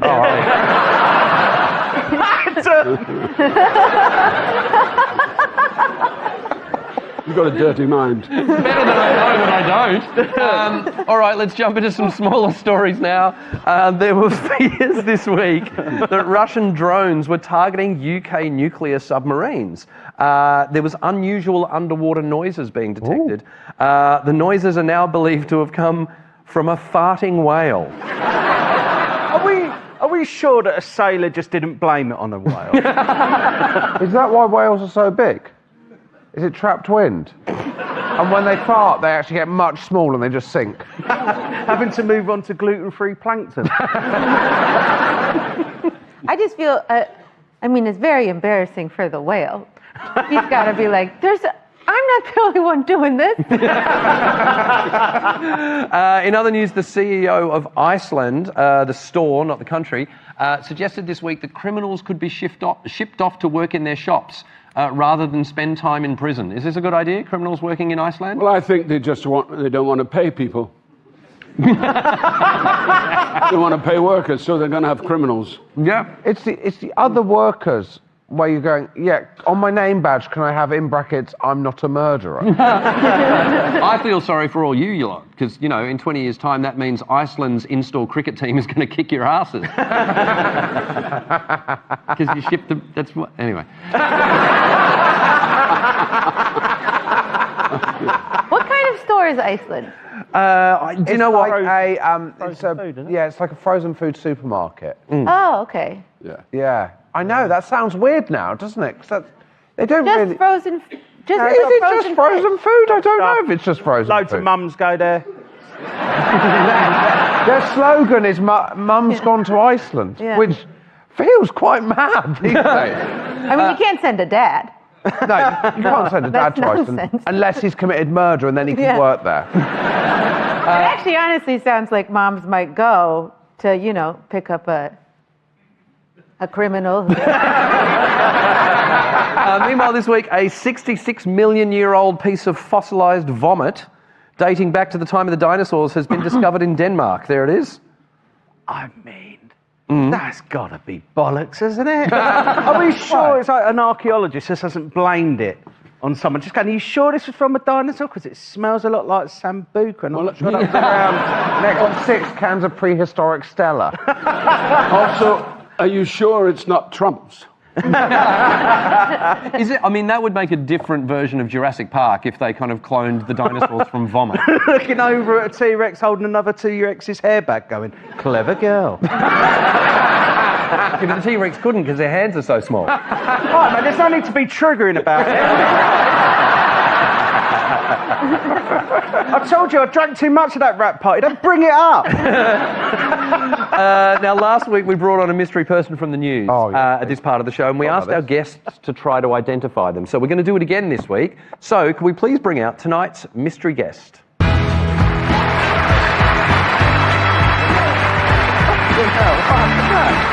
Welcome, mate. Oh, easy, I got it. It's my brother, apparently. Josh, why was this person in the news this week? So, we are going to give you 3 options. This person is in the news this week because of a famous name. Yeah, okay. So, the first option. This is Jerry Halliwell, a teacher. He ended up giving the whole school detention after they sang Mi Chico Latino in assembly. This is Billy, a beautician, who is currently being sued by the actual Billie Eilish for running a shop called Billy's Eyelashes. This is Taylor Swift, an MMA fighter, and when his opponents take the piss out of his name, he just can't shake it off. So there are your 3 options. So we're going to give you the ad break to decide. Do you have any thoughts straight off the bat?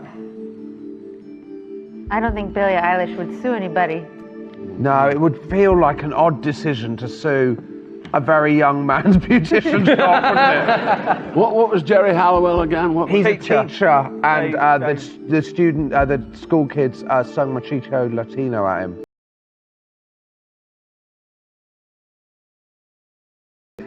I'm glad you're taking it so serious. So Billy, he runs a shop called Billy's Eyelashes, and Billie Eilish is suing him. All right, we're going to leave the tension hanging over the ad break. It's genuinely exciting. We'll reveal who this person is after the break. We're also going to end the show with a new national anthem for Greenland. Play along at home. See you in a little bit.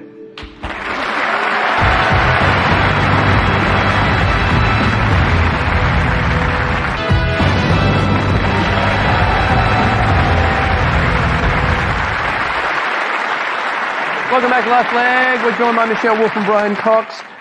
Someone's contacted us on WhatsApp to say Iceland used to be only frozen food, but now they sell more non-frozen stuff. Oh. So I'd like to apologise. Iceland. Now, before the break, we challenged Brian and Michelle to work out who this person, how this person was connected to the news. Josh, can you give us a recap? Yeah.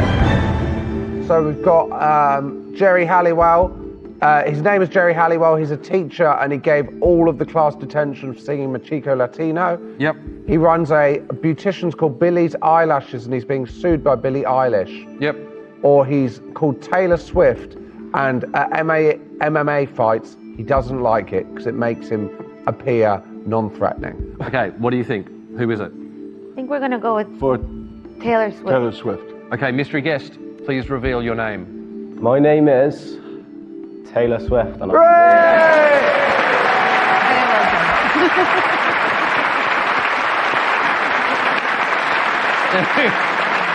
he is.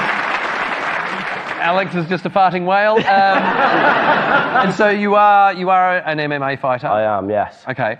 And what age were you when Taylor Swift became famous? I think I was about 11 or 10-ish, but I don't really remember it, to be honest. Right. So she wasn't famous when your parents named you Taylor Swift? Nah. Right, I see. And have you ever met anyone else with a famous name? I knew a Jim Savile once, actually. We can't go there. We can't go there. I met a Jim Savile once. That's actually why I started training, just in case I ever met the real one.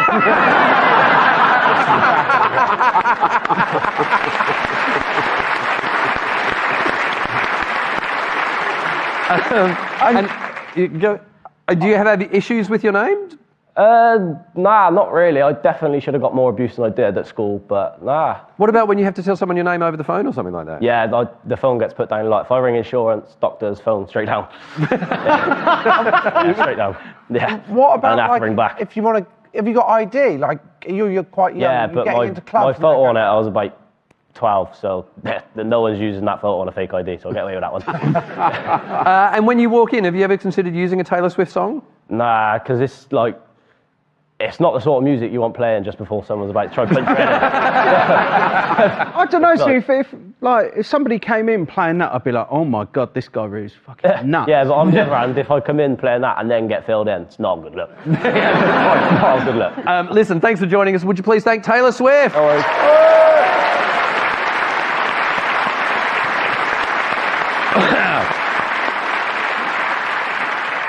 Now, in news we missed, Saudi Arabia have decided to change their national anthem this week, and they've asked movie composer Hans Zimmer to help create it. So we thought we'd do the same for the people of Greenland. So we're going to create a new national anthem for them using one of his songs at the end of the show, because we are the perfect show to adapt Hans and use a Zimmer. Hans Zimmer's going to be my nickname when I'm about 70. Josh has been putting the last 7 days in a chokehold. What have you got for us? Okay, would you like to see a... can I choose? I've only got time for one. I'm going to go with the dog. I think that's less funny, but we're going with it. Would you like to see a funny clip of a dog with a side hustle? Yes, please. I know I'm not fucking tripping. What the fuck?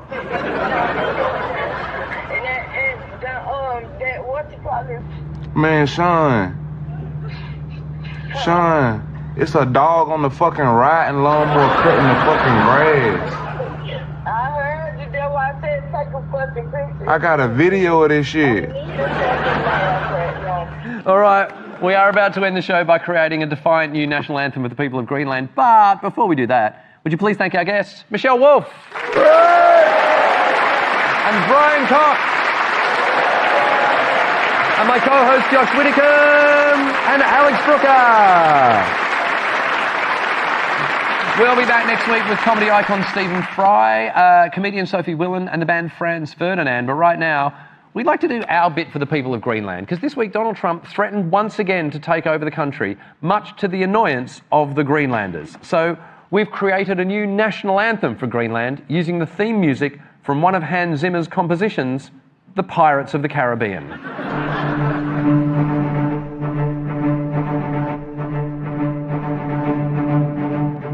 We come from Greenland and we're not for sale. We quite like seal and we eat the odd whale. There's more boats than cars and only 2 banks. And the last thing we need is a shitload of Yanks. We come from Greenland and we won't be bought. So let us leave you with this final thought. Leave us alone, take your snout from our trough. As the Danish guy said, Mr. Trump, fuck off! Thanks for watching The Last Leg. My name's Adam Hill. See you next week for the next leg.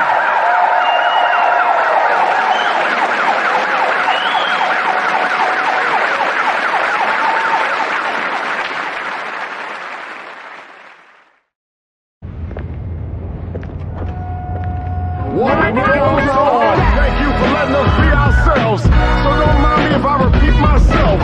These simple lines be good for your health. Keep them crime rhymes on the shelf. Live love life like you just don't care. 5,000 believers never scared. Raise the noise is the moment they fear. Get up, still a beautiful idea.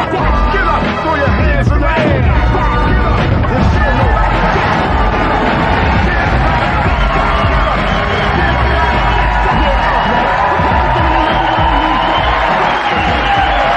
Put on the heating, wrap up warm, and try not to freeze your fake toes off. It's Friday, we're live, and it's time for The Last Leg. Tonight on the show, Donald Trump floats some outrageous ideas. We ask if Keir Starmer's had the wind taken out of his sails, and we'll meet a mystery guest who suffered a blow. Plus, we'll be joined by Sir Stephen Fry, comedian Sophie Willan, and the band Franz Ferdinand. On the show that's sometimes full of hot air.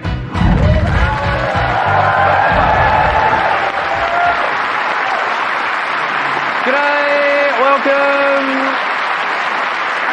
Hi, I'm Adam Hills. Welcome to The Last Leg, the show that thinks at this rate there won't be any celebrity chefs left. With me as always is the pride of Dartmoor, Josh Whitcomb, and the man who thought an executive order was when you take a limo to a drive-through, Alex Brooker.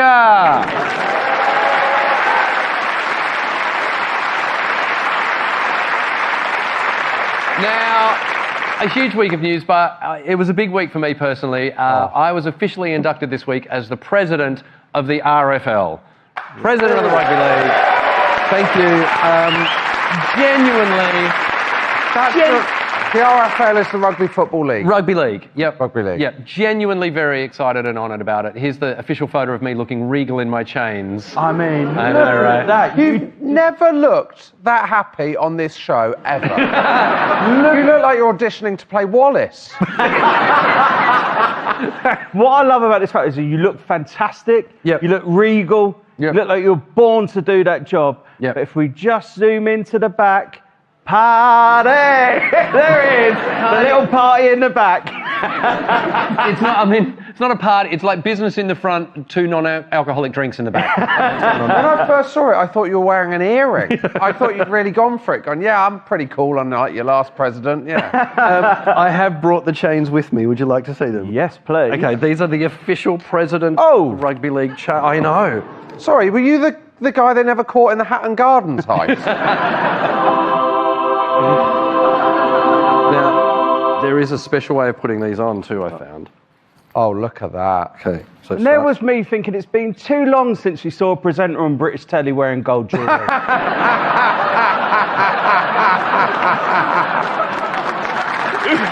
look at that! There you go. That's how it's supposed to go. Look at There's always that. an extra bit to attach with you, isn't there? As if it wasn't difficult enough for you to go through a metal detector. Now, Yes, the tradition of giving chains to Australians has continued. And if I pair that with my Make Rugby League Great cap, oh yeah, I look like a disability rapper. The notorious PIP. I love the people that have just tuned in thinking, Jesus Christ, Adam Hills has had a breakdown. to be fair, about once every 2 weeks we think that on this show. Look, we are live tonight, which means you can send us any questions you want to ask us about the news. Message us on Twitter and Instagram with the hashtag #IsItOK, or WhatsApp using the number 07956 175 908. Scan the QR code on your screen. It was announced this week, by the way, that the Warrington Wolves Rugby League team are naming their home ground Luke Littler Stadium for a night to honour the world champion darts player, which we think is a great idea. Yeah. We want to do a similar thing here, so we'd like your suggestions on what we should call this stand behind us. We're going to rename it for next week's show. Could be a person, anything you like. I mean, considering our show, it should probably be called the I Can't Stand. I'd say I'd call these people the last people at the back of the queue. That's who it is. Because that is a much better view there.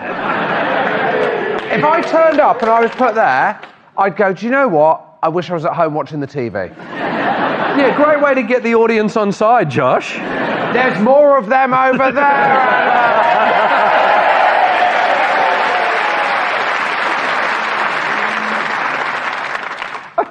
I didn't know we were going to start pitting the audience against each other. Part 3, our audience fight each other to the death. Any suggestions for the name of the stand? Little handstand. Or after Brian Cox for dropping the C-bomb 3 times. I thought you got the Cox end. Or for fans of the TV presenter Angelica Bell, we could call it. Whatever you like. The Chris McCausland stand. The Angelica end. The Sarah Story stand, Kevin Sinfield, Billy Munger, whatever you want. Message us via WhatsApp or on the socials using the hashtag last leg stand. The last leg stand, and we'll do it for next week. I'm going to take these off now. But I'm not going to. I'm going to leave them there because that feels good. What? So if any of your jokes don't go well, you can look down and go, "I'm still worth something." All right, let's get on to the big story. And I'm afraid to say the big story is Donald Trump again. I know. Carol said, "Is it okay to ask if you can post how many seconds left of Trump's presidency counter online somewhere, please, so we can find it 24/7 to keep us sane, please?" Yeah, we unveiled this counter. What is it? 124,595,922 seconds left until the next inauguration. But Carol, that's a great idea. We're going to create a website during the week and put that online so you can follow it. at home. Cool. Yeah. Do you know what? I reckon it could be bigger than Twitter. The joke's on you, Elon Musk. Genuinely. I think it's a great idea. I do. No, I was being serious. No. Do you know what? Enough of you two. Right. Teenage boys shutting their laptop. No, Mum, I was just looking at the last countdown post. Look, wiping a tear away with this tissue. The truth is, we didn't want to cover Donald Trump this week. We wanted to talk about something different, but he just keeps hogging the headlines. Yeah, we didn't want to do it again, but I feel like we'd basically just we'll start the diet next week. Right, we'll cut down from next week. Yeah, it feels. Look, this week was Groundhog Day in America, and the thing is, much like Groundhog Day, I mean, we are sick of talking about Trump, but it is the biggest news of the week, so we're just going to have to go there again. Rise and shine, Americans. It's Groundhog Day. Now, what's weird is this. We thought that would be a really funny way to cover Donald Trump this week, something we've never done before. Then one of our producers pointed out, much like Groundhog Day itself, we've actually done that before. So check out this clip of the show from 7 years ago. The thing is, much like Groundhog Day, I mean, we are sick of talking about Brexit, but it is the biggest news of the week, so we're just going to have to go there again. Rise and shine, Brexiteers. It's Groundhog Day. What's weirder, and this is genuine, we kept watching that clip. While I was doing that, on that episode, Alex was wearing gold chains. That was when Argos launched that range of disability jewellery, wasn't it? I couldn't model the bracelets and rings, but we got that bit, didn't we? And now Could we just put on a few repeats and no one will notice? The way it's going, this week started with Donald Trump threatening to slap tariffs on China, Mexico and Canada. Now, this means an extra tax would be levied on any goods brought into America from those countries. The reality is, though, it'll probably mean higher prices for everyday Americans, which is ironic because a lot of Americans voted for Trump because he promised to bring prices down. But apparently, he sees tariffs as a way of pressuring other countries into doing what he wants, and has reportedly been referring to himself as, quote, Tariff Man. Wouldn't say it's the best superhero I've ever heard of. But the thing is with him, he's already postponed the Mexican ones, hasn't he? So he said they were going to have tariffs, then he postponed it. Yeah. Knowing him, that's probably just because he forgot it was fajita night. And he was like, I'm not paying more for that old El Paso. I fucking love that smoky barbecue. Look, a few weeks ago, we had Britain's shittest artist, Jamie Lee Mathias, on the show, who made this image of the three of us. So we've invited him back tonight to create an image of what Tariff Man might look like as a superhero. But Jamie, how's the business been going since you were on the show? Hello again. Yeah, it's been great. Thank you. Yeah. I bought some extra orange paint just in case. Thank you. You're right, Alex. Trump did eventually agree to postpone the tariffs against Mexico and Canada, but not before fans at an ice hockey match defiantly booed the American national anthem as it was sung by a 15-year-old girl.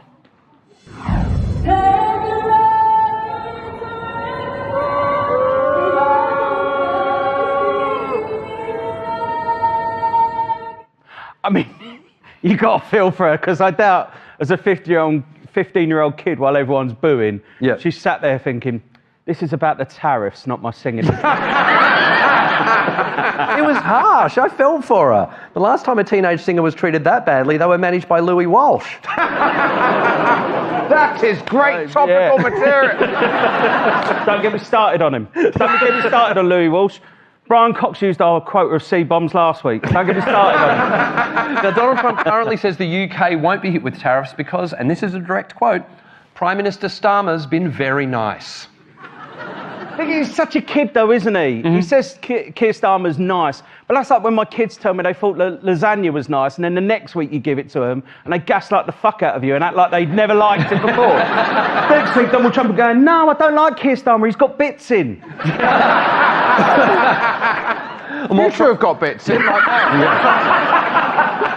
And while Donald Trump is threatening a trade war with the world, Elon Musk has quietly undertaken what Senator Chuck Schumer called a hostile takeover of the federal government. Last week, while government officers were quiet, Elon Musk went in with half a dozen assistants, locked senior workers out of computer systems, and gained access to the federal government's finances, which means the world's richest man, an unelected foreign-born businessman, now has access to the social security payments for all Americans. And not just Elon Musk. He took these 6 guys with him, all of whom are aged between 19 and 25. These 6 people now have access to every social security payment in the United States. I mean, they look like the victims of a TikTok wanking craze gone wrong.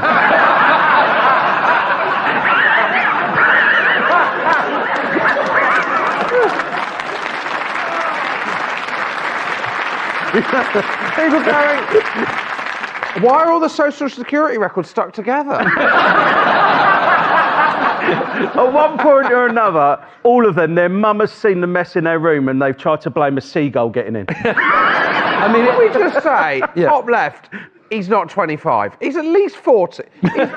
He's the one who's buying the alcohol for the other 5. That's who number 25. Bottom left has definitely gone, yeah, I was looking at that Last Leg Countdown clock, mum. It's basically the incel mafia, which is like the normal mafia, except you wake up with no one's head in your bed. If that was a game of Guess Who, each of them would be turned down if someone asked the question, have any of them seen an actual bra? Like, I think top middle looks like he's looking at an actual bra at this moment. You've got all those faces there. Is their favourite food cereal? Yep. Were they breastfed until they were 14? Yep, that's everyone. One of them is an heir to his father's popcorn company and appears to use the online username, and I'm not making this up, Edward Big Baller. You know what annoys me about that? Because I'm edwardbigballer1@gmail.com. So annoying when someone gets so it before annoying. you. I feel, from we all overestimated things at that age, my username was Billy Big Hands. So Elon Musk's department is called DOGE, right? The Department of Government Efficiency. But looking at those faces, I think it should be the douchebags of delivering government efficiency, which means this is the logo. All of this was largely unnoticed, however, because Donald Trump this week announced the US should take over Gaza and that Palestinians should be resettled elsewhere. If you're wondering how this went down with his team, check out the horrified looks on the faces of the people behind him. It looks like he's just tried to hit the high note in I Will Always Love You. Those faces look like the 3 stages of an orgasm.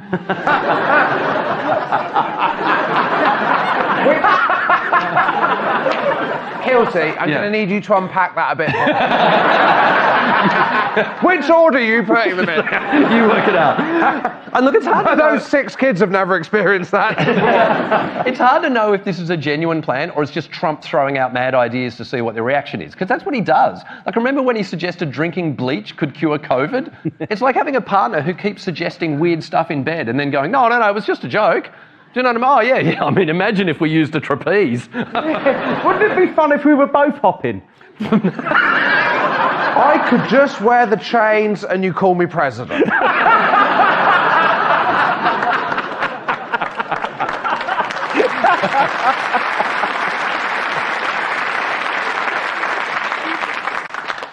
But seriously, if you're watching, I'm up for it.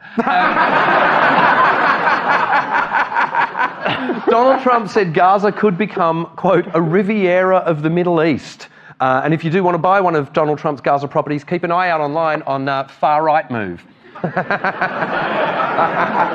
mad thing is, Trump is sitting there going, well, they can't go back because it's a hellscape, while sitting next to the guy who turned it into a hellscape. It would have only been worse if Netanyahu had piped up and gone, I mean, he's right, there aren't even any hospitals.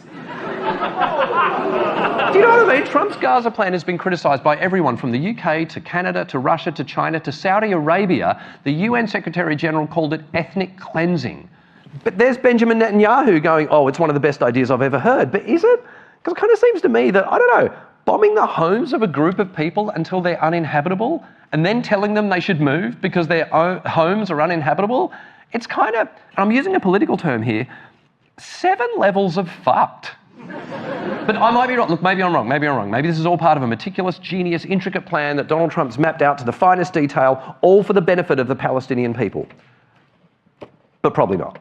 Because this week, when he was asked who he envisioned living in a newly rebuilt Gaza, he gave this vague reply. I envision a world, people living there, the world's people. The world's people. Turns out, rather than the Riviera of the Middle East, Trump's plan is actually a turd the size of Disneyland Paris. And to top off the week, Donald Trump today announced sanctions on the International Criminal Court for accusing Netanyahu of war crimes. And by the way, you know how at the beginning of the show we always say Alex is the man who thought this thing was that thing? Today, he genuinely thought the ICC was a cricket commission. It is! I mean, I know it is, but do you really think Donald Trump is sanctioning the International Cricket Commission? Do you know what? Knowing him, he could be. Exactly, it's a good point. Probably saw stumps and square legs and went, well, that's too much diversity. And now, look, earlier, a few minutes ago, actually, we asked Jamie to draw Tariff Man. Has it been long enough? Have you managed to... We've got something. You've got something? Okay. This is Jamie's impersonation of Donald Trump as Tariff Man.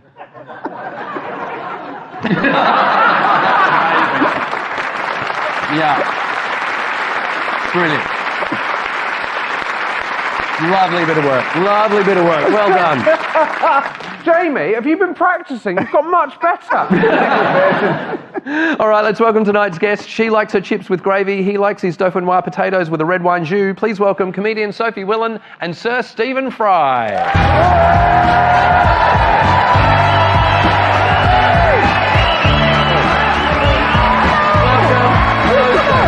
can't get over the thing. Welcome to you.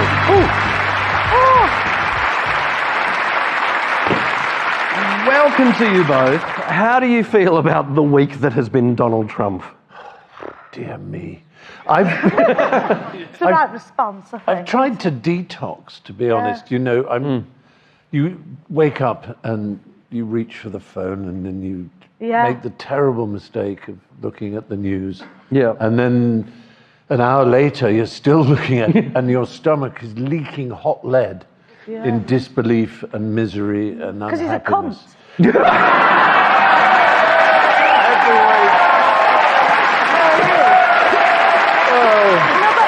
It's a fair point. I find it very annoying. Okay, firstly, apologies for that. Sorry. I was just about I meant to say cunty chop. Not a swear word. But I do think it's very frustrating because I only follow gay men and cavapoos. Right. So I don't understand how I keep seeing that tangerine-titted cunty chop. And then I keep seeing, like, Kanye West's naked wife. And I just keep thinking, this is not what I've signed up for. I'm still not entirely sure what the last two words were, but I think I have to apologise for them as well. Okay, I shudder to ask them, what are your thoughts on Elon Musk, Sophie? Oh, God, I'm exhausted by the cunty chop. It's knackering. Well, apologies again. I think you should put the chains on for these apologies. It will look more sincere. Yeah, I don't think the Rugby League Association would like me to do that. No, because of course rugby players are very pure-minded. Yes. Do you think Trump and Musk are going to fall out? Oh, yeah, it's like Inevitable. Pat Butcher. Yeah. So, when there's two divas who both think they own the pub, I mean, you're fucked. And listen, we are renaming the stand tonight. Have either of you had anything named after you? Oh, God. I thought you could ask what you should name it. Cunty chop. This is why you don't get people from Bolton on. Stephen, have you had it? You must have had something named after you. A country. Oh!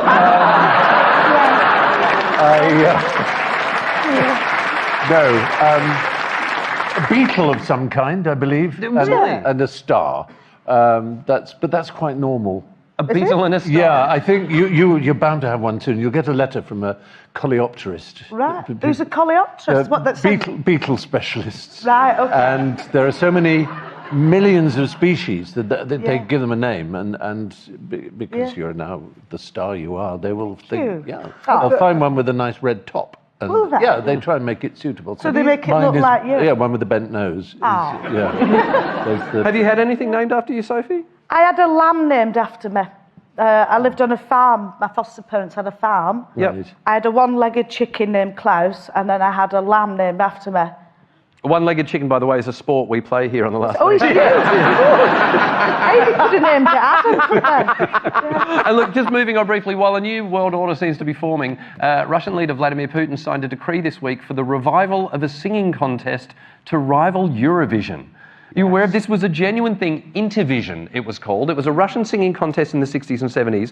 It used a voting system where viewers turned their lights on or off to cast a vote, with the results measured by electricity consumption. But how do you know they were trying to cast their vote and not attract doggers?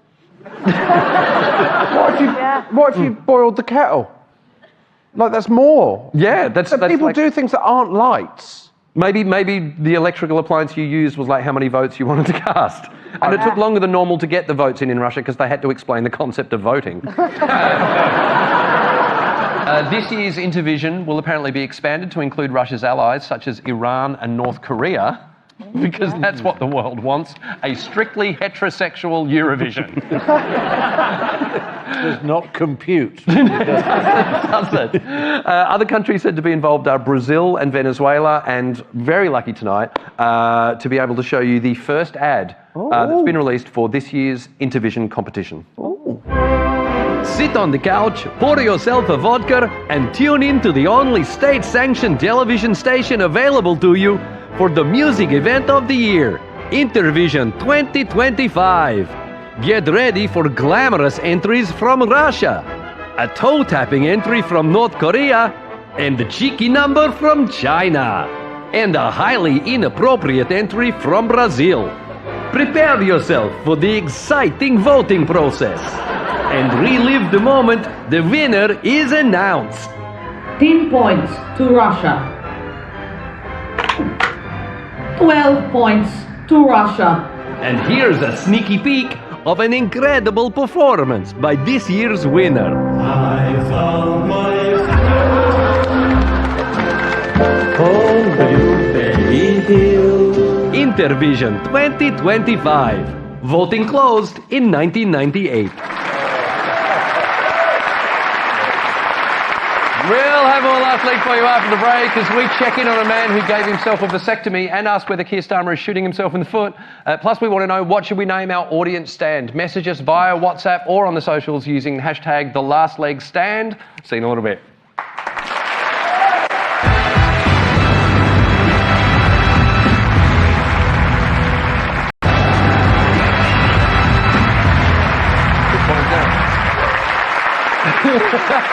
Welcome back to The Last Leg. We're joined by Sophie Willan and Stephen Fry. I am wearing my presidential chain, so I'm going to sign in some executive orders tonight. Oh, yeah? This one says, all people living on the west bank of the River Humber in Hull to be resettled and for the area to be turned into the Riviera of Yorkshire. There you go, just with the appropriately ridiculous...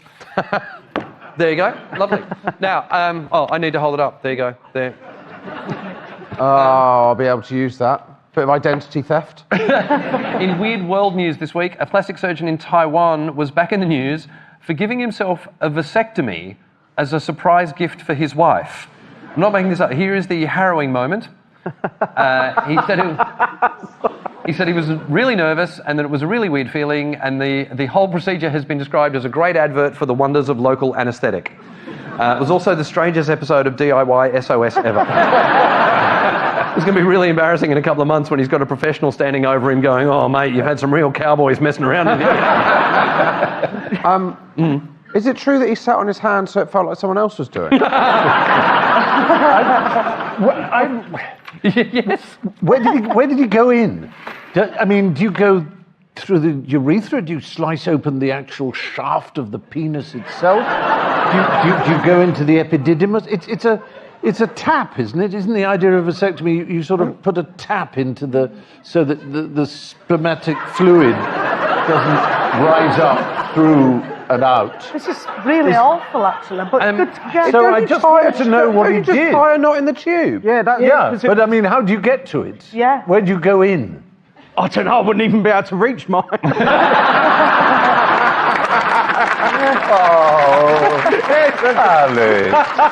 He's done very well on social media. It's done very well, but the fear is it becomes some kind of ice bucket challenge situation. But let's Everyone's trying to go viral, aren't they? So it's just how much do you commit?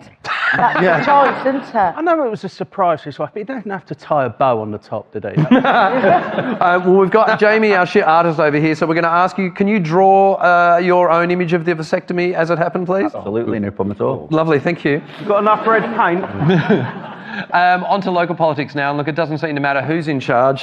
This button is the same. It's not been a great week for the Prime Minister. As interest rates fell due to the sluggish economy, one poll this week found that the most popular party in the UK right now is the Reform Party, with Labor second and the Tories third. And in many ways, Nigel Farage is becoming Britain's version of Donald Trump. He's loud, he's brash, he's got no experience whatsoever, but for some reason people are drawn to him. Thankfully, the main difference, though, is that the previous American leader was ineffectual, lacked charisma, and wasn't great in front of a crowd, whereas the current British leader... I think this is the problem, that we're obsessed with charisma. Yeah. Charismatic men cause devastation. Yeah. Whether it's Tony Blair or Gavin on my Tinder profile. No, I thought he was eccentric. He wasn't. He was an alcoholic. We don't need more charismatic men. We want grey, dull, ordinary, technocratic. Yeah. I think that's the way Exactly. forward. Hilsey, you're already there. Charismatic is the sort of thing that makes you want to do a vasectomy as a surprise for your wife. This week the government announced there'd be a restructuring on disability benefits. Hooray! It means it's time for this. Rise and shine, disabled. It's Groundhog Day. Earlier today, Work and Pension Secretary Liz Kendall said there'll be reforms to disability benefits and added, quote, some people are taking the mickey. She also said there would be more support for disabled people who want to work and that the government would work to reduce waiting times for medical appointments. Now, we got a lot of messages about this today, asking if her language was okay. Was it? No, I wouldn't say that. If she'd have said we're meeting Mickey, I'd have gone, fair enough, we do get to the front at Disney. I'd have gone with that. But I think that taking the Mickey, I think that sort of thing, it just, again, I think it adds to this rhetoric that if you're on benefits, it's scroungers, and there's a lot of people who genuinely rely on those things. A lot of disabled people who rely on those benefits, and it just kind of throws them into this kind of negative area. Throws them under the bus, which ironically is how some of them became disabled in the first place. And you said that the government would work to improve. Yes. Wooden legs went out with Long John Silver, didn't you? You don't have woodwork legs. And look, on paper, for what it's worth, on paper, I like what she said. I'm all for supporting people who want to work and reducing waiting times. And yes, there are people out there who are trying to rort the system. But you know who hates those people the most? Anyone with a disability. The problem is we get lumped in with the fraudsters. When Liz Kendall says some people are taking the mickey, she's fueling that narrative that disabled people don't deserve benefits. You know what I'd like to see her say? And this is genuine. Why doesn't she just go, some able-bodied people are taking the mickey? Yeah. Because then you're reminding people it's not the disableds that are screwing the system, it's those bloody sneaky able-bods. Well, Yeah. 12 years I've been on this show, coining it in.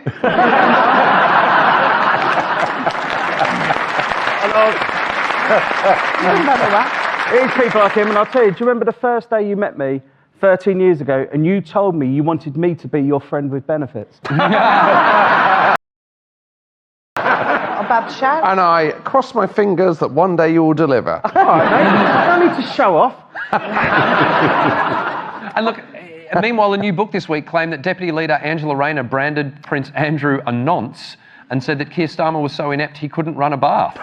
And no one asked the question, why was Keir Starmer running Angela Rayner a bath? But, I mean, it would have been more newsworthy if Angela Rayner had said she didn't think Prince Andrew was a nonce. Yeah. Meanwhile, it was revealed... It's difficult to talk about that Prince Andrew one without nailing your colours to the mast. But I would say... I really like these. Meanwhile, it was revealed this week that Keir Starmer once had a speaking coach who was alleged to have broken lockdown rules for visiting him on Christmas Eve 2020. Does that sound... Keir Starmer, Keir Starmer had a voice... What did he sound like before? God! Christmas Eve? Christmas Eve. So was his present to his wife, I've got a new voice? No, he'd had a vasectomy. He wanted to really clearly explain the rules of Kaplunk. No, the reason is because he gave a speech that afternoon talking about I think it was the Brexit deal, possibly. Oh. Yeah, government trying to push through. He had Great to give Christmas I'll tell you Eve. why they need a voice coach. Why? Because you know the bar in the House of Commons is partly subsidised. It's actually cheaper than a Wetherspoons. Yes. So when they're sloshed. They Right. make a lot of the policies on the 2-bottle turn. They're absolutely sloshed. So you would need a voice coach because you'd be so drunk most of the time that Yeah. you need to be able to. Because when I'm drunk, I've made a lot of stupid decisions, but it's never become a law. You know. But at least you never let your tongue run away with you, do you? But No. you'd need a voice if you're like, oh, God, look at disabilities, it's going, it's gone, it's fucked. You know, you need a voice to rein you in. Well, here's the thing. We've tracked down that speech that he gave that afternoon. Right. And we're going to show it to you now. Because, Was he sloshed? Well, no, I never realised what a difference that voice coach actually did make. But watching it back this week, knowing that he had a voice coach, I think you can see that she did one hell of a job. Right. When this deal comes before Parliament, Labour will accept it and vote for it. But let me be absolutely clear and say directly to the government, up against no deal, we accept this deal. But the consequences of it are yours and yours alone. I mean, she is good. She is good. We'll have more Last Leg for you after the break. We'll chat to Franz Ferdinand and we'll introduce this week's mystery guest. Plus, we still want to know what should we name our audience stand. Message us via WhatsApp or on the socials using the hashtag #TheLastLegStand. We'll see you in a little bit.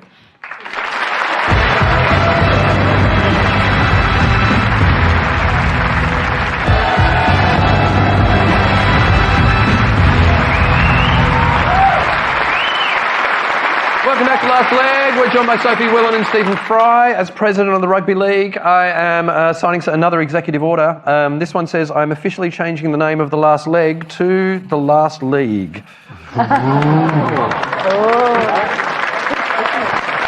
Oh, also, very briefly, we got a WhatsApp message from David from Warrington who said, vasectomies go through an incision in the scrotum. Oh, good.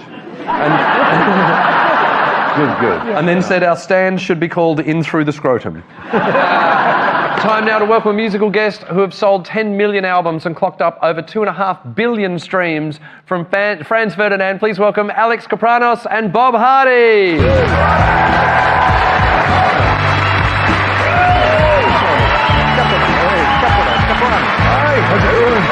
Yeah, you too. Hello.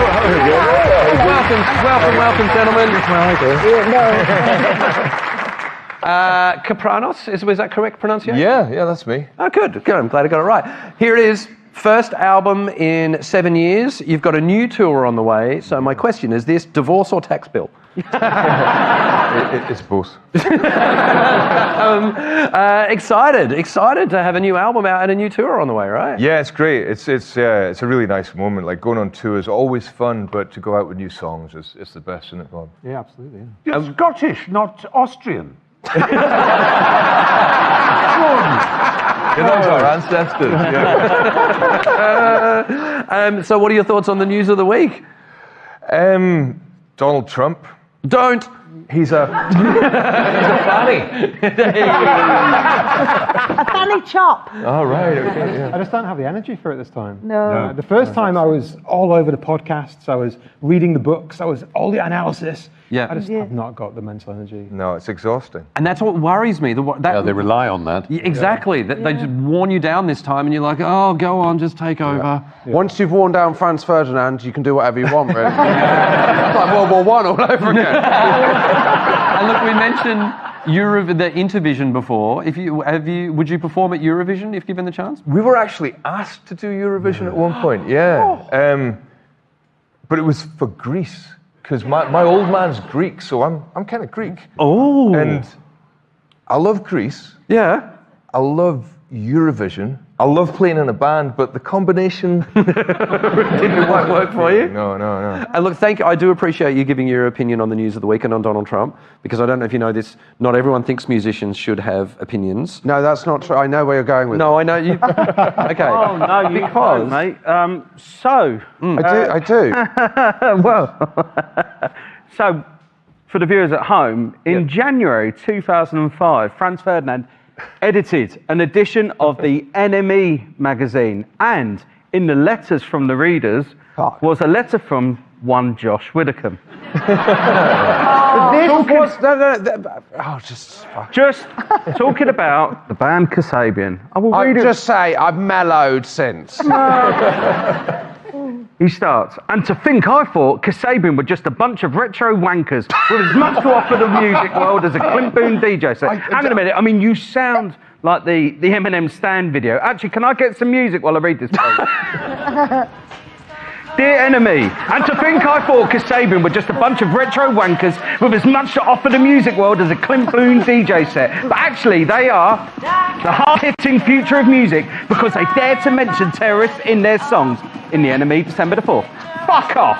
If mentioning terrorists is so rebellious, George Bush and Tony Blair must be the new Johnny Rotten and Sid Vicious. Yeah, not just a pair of scaremongering wankers. Yes! Let's be honest, Kasabian, the only thing worse than your 15 years too late monstrosity of an LP is your angst-ridden teenager take on politics. Musically and culturally, you have about as much relevance as a global hypercolour t-shirt. Josh, Manchester, P.S. we should be together too. Wow. In my defence, if you've read the NME letters page, that is the anger that every letter is written with. That's quite a mild one, yeah. Yeah, but thank you for choosing my letter. Yeah. Do you remember? Well, I think there were two letters. I seem to remember there was another letter from somebody who was a huge fan. Yeah, there praising was. Kasabian and saying what a wonderful band they were. So it was good to have a balanced bit of reportage. Yeah. And actually, Alex, your reply at the time was, I'd like to reserve judgment until I've seen them live. So what are you saying? Do you know what? I've still never seen them live. Yeah, come on, Alex. I've not. I've mellowed and I quite like them. Yeah, no, they're a good band, but I haven't actually seen them live. But although I did sit next to Ian, the drummer. Yes, at a wedding, and really lovely guy. It's funny that his name's Ian. It just takes all the punk out of it. And listen, we do have to go to the break, but before we do, we want to bring on a mystery person from this week's news and ask our guests to try to identify them. So, can we please have our mystery guest? Ooh.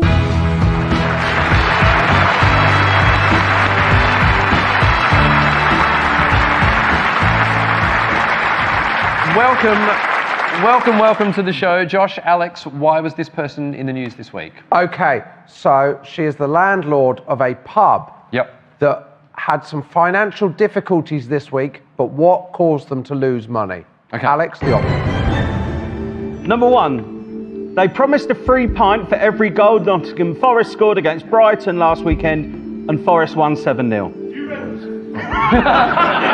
£2,000 worth of damage was caused when their Wednesday night book club descended into a fist fight after an argument about Richard Osman's The Bullet That Missed. Or option three, they found 150 drunk rats in their beer cellar and didn't know what they had been drinking, so had to write off every cask. All right, we're going to leave that with you. We're going to find out who this person is after the break. And Franz Ferdinand will end the show with a song from their new album. So we'll see you in a little bit for more of The Last League.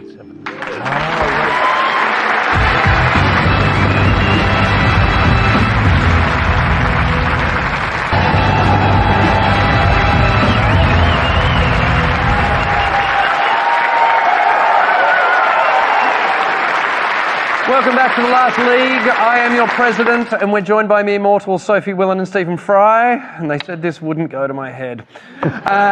Before the break, we challenged Stephen and Sophie to work out how this person was connected to the news. Josh, options? She's a landlord of a pub, but did they lose money? Because they gave 3 pints for every goal that Nottingham Forest scored, and they scored 7 goals. Mm-hmm. Did the book club kick off over a Richard Osman book and cause £2,000 of damage? Yep. Or did 150 drunk rats get found in the cellar? What do you think? Well, I know this. I read the story. It's fabulous, and it's number one. The Free Pints? Yeah, the Free Pints. Mystery guest, can you tell us why you've been in the news this week, please? Hi, my name's Becky. I'm a landlady in Nottingham, and we were in the news because we gave away 300 free pints for the Forest Gate.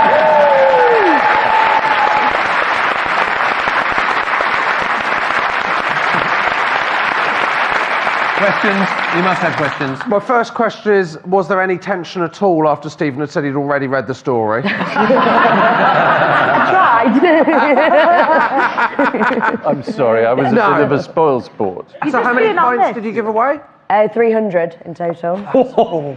What did it get to a point where they went like kind of 4-0 up and you're like, look, just fucking calm it down now? So I hadn't actually told my partner before I put the offer out, and he was out at the time. So he came back on goal 3, and I looked at him and I said, sorry. And would you do the offer ever again? Yes, we are actually going to do an offer same for offer? Tuesday. Not quite. So we've partnershiped with a company called Richer Sounds, and they're going to give away a TV. Oh. And we're also going to do it on a 7th minute. So 7, 27, 77. So if they score in the 7th... If they score on a minute with 7 in it. So you're making it harder for them, really? Trying to make it a bit harder. I still want them to win, obviously. I'm a Forest fan. Were there people who did the full 7 pints? There was a few that took advantage of it, yeah. A few had just come off dry January, so they were taking it a bit. Was it any beer, or was it like just like a shit one like Madry? I couldn't comment on the shit beers, but it was Foster's and John Smith's Strongbow. She's answered that. Yes, Becky, thanks for being here tonight. Let's thank Becky Webster. Thank you so much. Thank you, Becky. Can we just say this quickly, sorry? Yeah. Just so lovely Nottingham Forest gave us a shirt.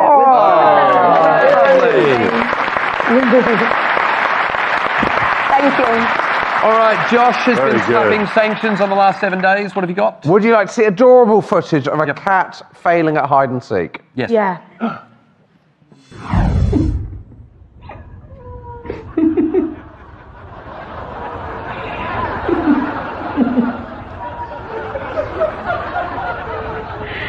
Eu te procurando pela casa, cara.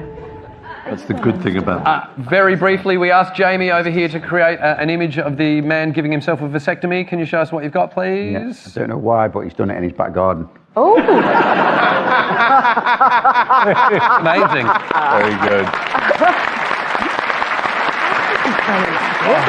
And we asked you to rename our audience stand behind. Here are some of them. The Rob Burrow stand, I love. Andrew said Standy Toxvig. Ben said the rear end. Daniel said Stans Ferdinand. Hey. Donna, Peter and Lee all said the leg end. Oh. Which I like. And Danny said instead of the cop, you could call it the hop. Did no one say Unty Chops? But someone suggested for Jodie Cundy, the Paralympian, we call it Cundy Chops. I like that. We are about to end the show with a song from Franz Ferdinand's new album, but before we do that, would you please thank our guests, Sophie Willan,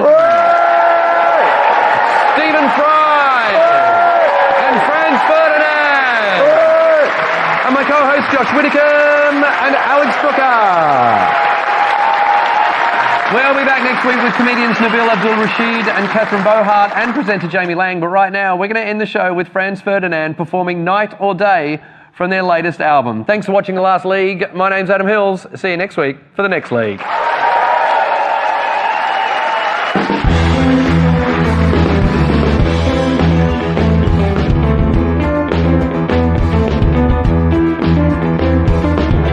Look forward to every day, oh my. Some days are just here to try. Sometimes it's every day, oh my. Sometimes it's every night. If I can be irascible or proud, then we can be predictable. We turn to face each other, or we turn to test each other, but we lean against each other. Life is never gonna be easy, but if you're living it with me, we're gonna live it up night or day. Well, I wanna live a life with you. No, life is you, and I want it night or day. day. Oh my.